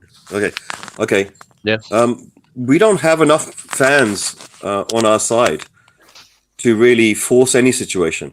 But it's more of a case of setting a marker in the sand and saying this is where some fans stand, and we want the board to take notice. That's all it is. The fans to become educated. Yeah, I just wonder how many. I wonder how many fans you're going to educate at a Lady Gaga concert. I guess that's the thing that I'm a little confused by. I do recognize that there will be people watching in some capacity. It's just whether or not it's the people who are going to make a difference in or make a change in their behavior. If we can get one person, if we can just get one person that will listen and get conscientious and decide, hold on a second, I want to tweet something out, then that's someone that's got nothing to do with the football tweeting something out. Yeah, sure. And realistically, if you want this movement to go forward, you need players from different teams. Fans from different teams. You need the media as well, and you need people outside the football to start raising questions. And that's really all the protest is about. It's just raising questions, making sure that people hear the message. Mr. K, I'm into the protest. Just so you know, I'm into the protest, and I completely understand the reason for it. I'm not sure about the Lady Gaga though. That's the one I'm a little bit. I think the NFL one, 100%, because that it's another sporting event, and the people that will go to that event and that will see that event, also especially from an international perspective, you'll reach a lot of people. I think the Lady Gaga one for me is a little bit like I don't know how much you're going to get out of it, but I think protests should be done 100% across the board. The Lady Gaga one, I'll tell you the truth, I'm not going for that one as far as I know. Right. It's the NFL one, which is the main one, because the actual football stadium itself is the crux of why we haven't been able to spend money before with Poch, and why we're not able to spend money now. So the fact of the matter that it was designed initially as an NFL sort of ground, which has the ability to have football on it. At the end of the day, we're a football club. That doesn't matter one way or the other as long as the pitch is there. But there will be a lot of international attention. And that's primarily what the protest is about, getting the message out that people genuinely do not want Levy to get his fingers in the football side anymore. Yeah. That's needs to be done. Thank you. Bobby, thanks for bringing it up, mate. If it means us doing a protest and Levy missing out on a few £1 million gets their attention, any little as it is, it's worth it. It's worth it. 100%. Yeah, I mean, I agree with that 100%. Again, I am 100% for the protest. I think targeting it and making it useful is more important than it is to get their attention for the sake of it. Get their attention. I think if Brian was here, I think if Brian was here right now, Daigle, he would turn around and say that the money that they are making from Lady Gaga and from NFL, that money's not going to be coming into the football anyway. So it's not going to be coming to the football, but the club is in massive debt. And in order for us to do anything with the football, that debt has to be dealt with. And it is going to be addressed with that debt. There's a $175 million loan we took out from the bank that has to be paid off by March of next year. March. 100% the money that is made is going straight to that so that we have that debt, that loan out of the way with the bank. So, I mean, I think when the football opens up, if football opens up and the stadiums can become full again, we're going to be one of the first clubs that's going to generate the most amount of revenue compared to any other club in the league. Yeah, because the machinery that Levy's put together is a money-making machine. But it's not going to be enough to get us out of debt by March of next year when we have $175 million debt to pay off, is it? Like that's very a lot of money. That's a lot of money. On top of that, we've got the. I don't think anybody's paying attention to us. We're having a little fucking puppet show here while we're trying to chat about important things. Hey, nobody calls Cody a puppet. Nobody calls Cody a puppet. Leave him out of it. Okay. Cody's going to join Bob. Me leaving then. That's why he had to leave. He's sitting next to Bob on the couch. Okay, I'm gonna have to. Yeah. Sorry, am I still on? Let's do outros because it's 3:45 and I got a meeting at 4. So yeah, please. Listen, thank you very much to everyone that's been viewing. Please do subscribe if you haven't subscribed, and if you can hit that like, that'd be absolutely fantastic. There's some lovely people above me, to the right of me, and to the left, further down. You should definitely subscribe to their channels because it's absolutely amazing content that you will see. Brian above me. He's got some of the most insane, sensible talking that you'll ever get. Holly over here, she's got amazing views on absolutely everything, and they're more football inclined. Bob Spur on the right-hand side, he's a man that knows pretty much a lot about a lot of things.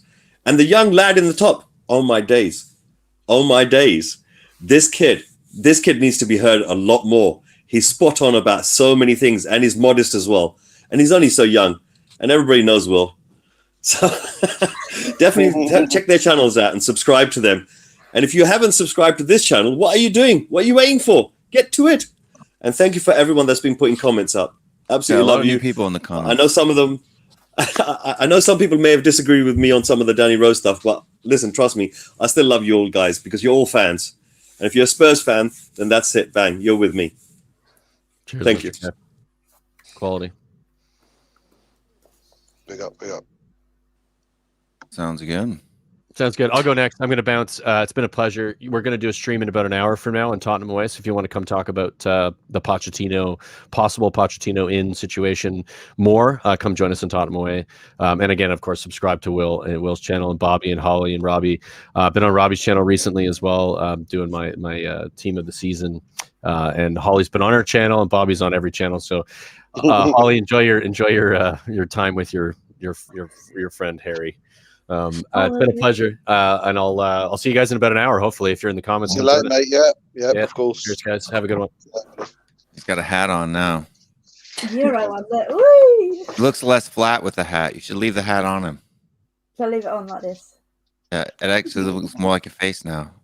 Normally, when there's no hat on there, it's really flat and it looks like some kind of weird creature. But with a hat, it gives it some depth. You know what I mean? Headlet. Ta-da. Yeah. I think Monkey Bob likes. Robbie, tell us about your channel and where we can find you, mate. Yes, so if you do want to check out my channel, it's Lily White Lane on YouTube. Please go ahead and check it out, as I say. But look, it's been an absolute pleasure coming on, Will. As I say, first time actually coming on the channel with everyone else on the panel. It's been an absolute pleasure. So thank you all so much. And yeah, take care. Yeah, and for you guys too, I do this Creators Corner every Thursday at the same time. So you guys are always welcome to join. I always throw the link in the Creators WhatsApp and Twitter group. So you guys are welcome to join anytime. Okay, and guys, Holly, I better go. All the best. Everybody knows where to find Holly. Nice. Tell us about your channel. There may be some people in my channel who haven't seen you before, since this is the first time you're on the channel. So. No, thank you. Yeah, you just find me at my name, Holly Agenbar. I say this every time. I thought it'd be quite simple keeping my name, and then I realised I have a complicated surname. Yes, you do. I know, and everybody gets it wrong, but it's fine. We move, it's fine. But I'll throw it up there so people can see it. There you go. Oh, there you go. Ta-da! But no, thank you for having me on. If you haven't subscribed to Will's channel yet, make sure you do, because I'm always in it whenever I can, and I love your rants, Will. I live for it. But no, thank you for coming on with Winksy, obviously. Yep. Anytime. You and Winksy are welcome anytime, as well as the egg. The egg behind you. Yeah. Not forgetting the egg. The egg. Never forget. But no, thank you very much. Have a good evening, morning, everyone. Good evening. Good evening. Good evening. That's how you always enter a stream. I love it. It's great.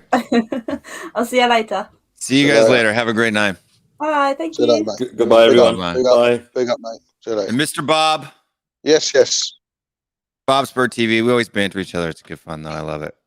It's good. Sometimes I think we share the same brain. Yeah, I know. Well, we shared the same opinions when it came to the tweets earlier with regards to Pochettino coming back and Mason being a legend of some sort. I don't know. But it's all about opinions, isn't it, mate? Everyone can have their own. Everyone's entitled to it. You just don't have to agree with it. Yeah, no, I don't disagree with it. And people can find you at Bob Spur TV. And Bob Spur TV is actually linked at the bottom of the channel. So simply just click on my little logo there on the left, and you scroll down to the bottom, and you will find Bob Spur sitting there. And I hope that Will doesn't mind me saying this, but I'm not going to confirm anything. But we've probably got something special coming out around the Euros. What do you reckon, Will?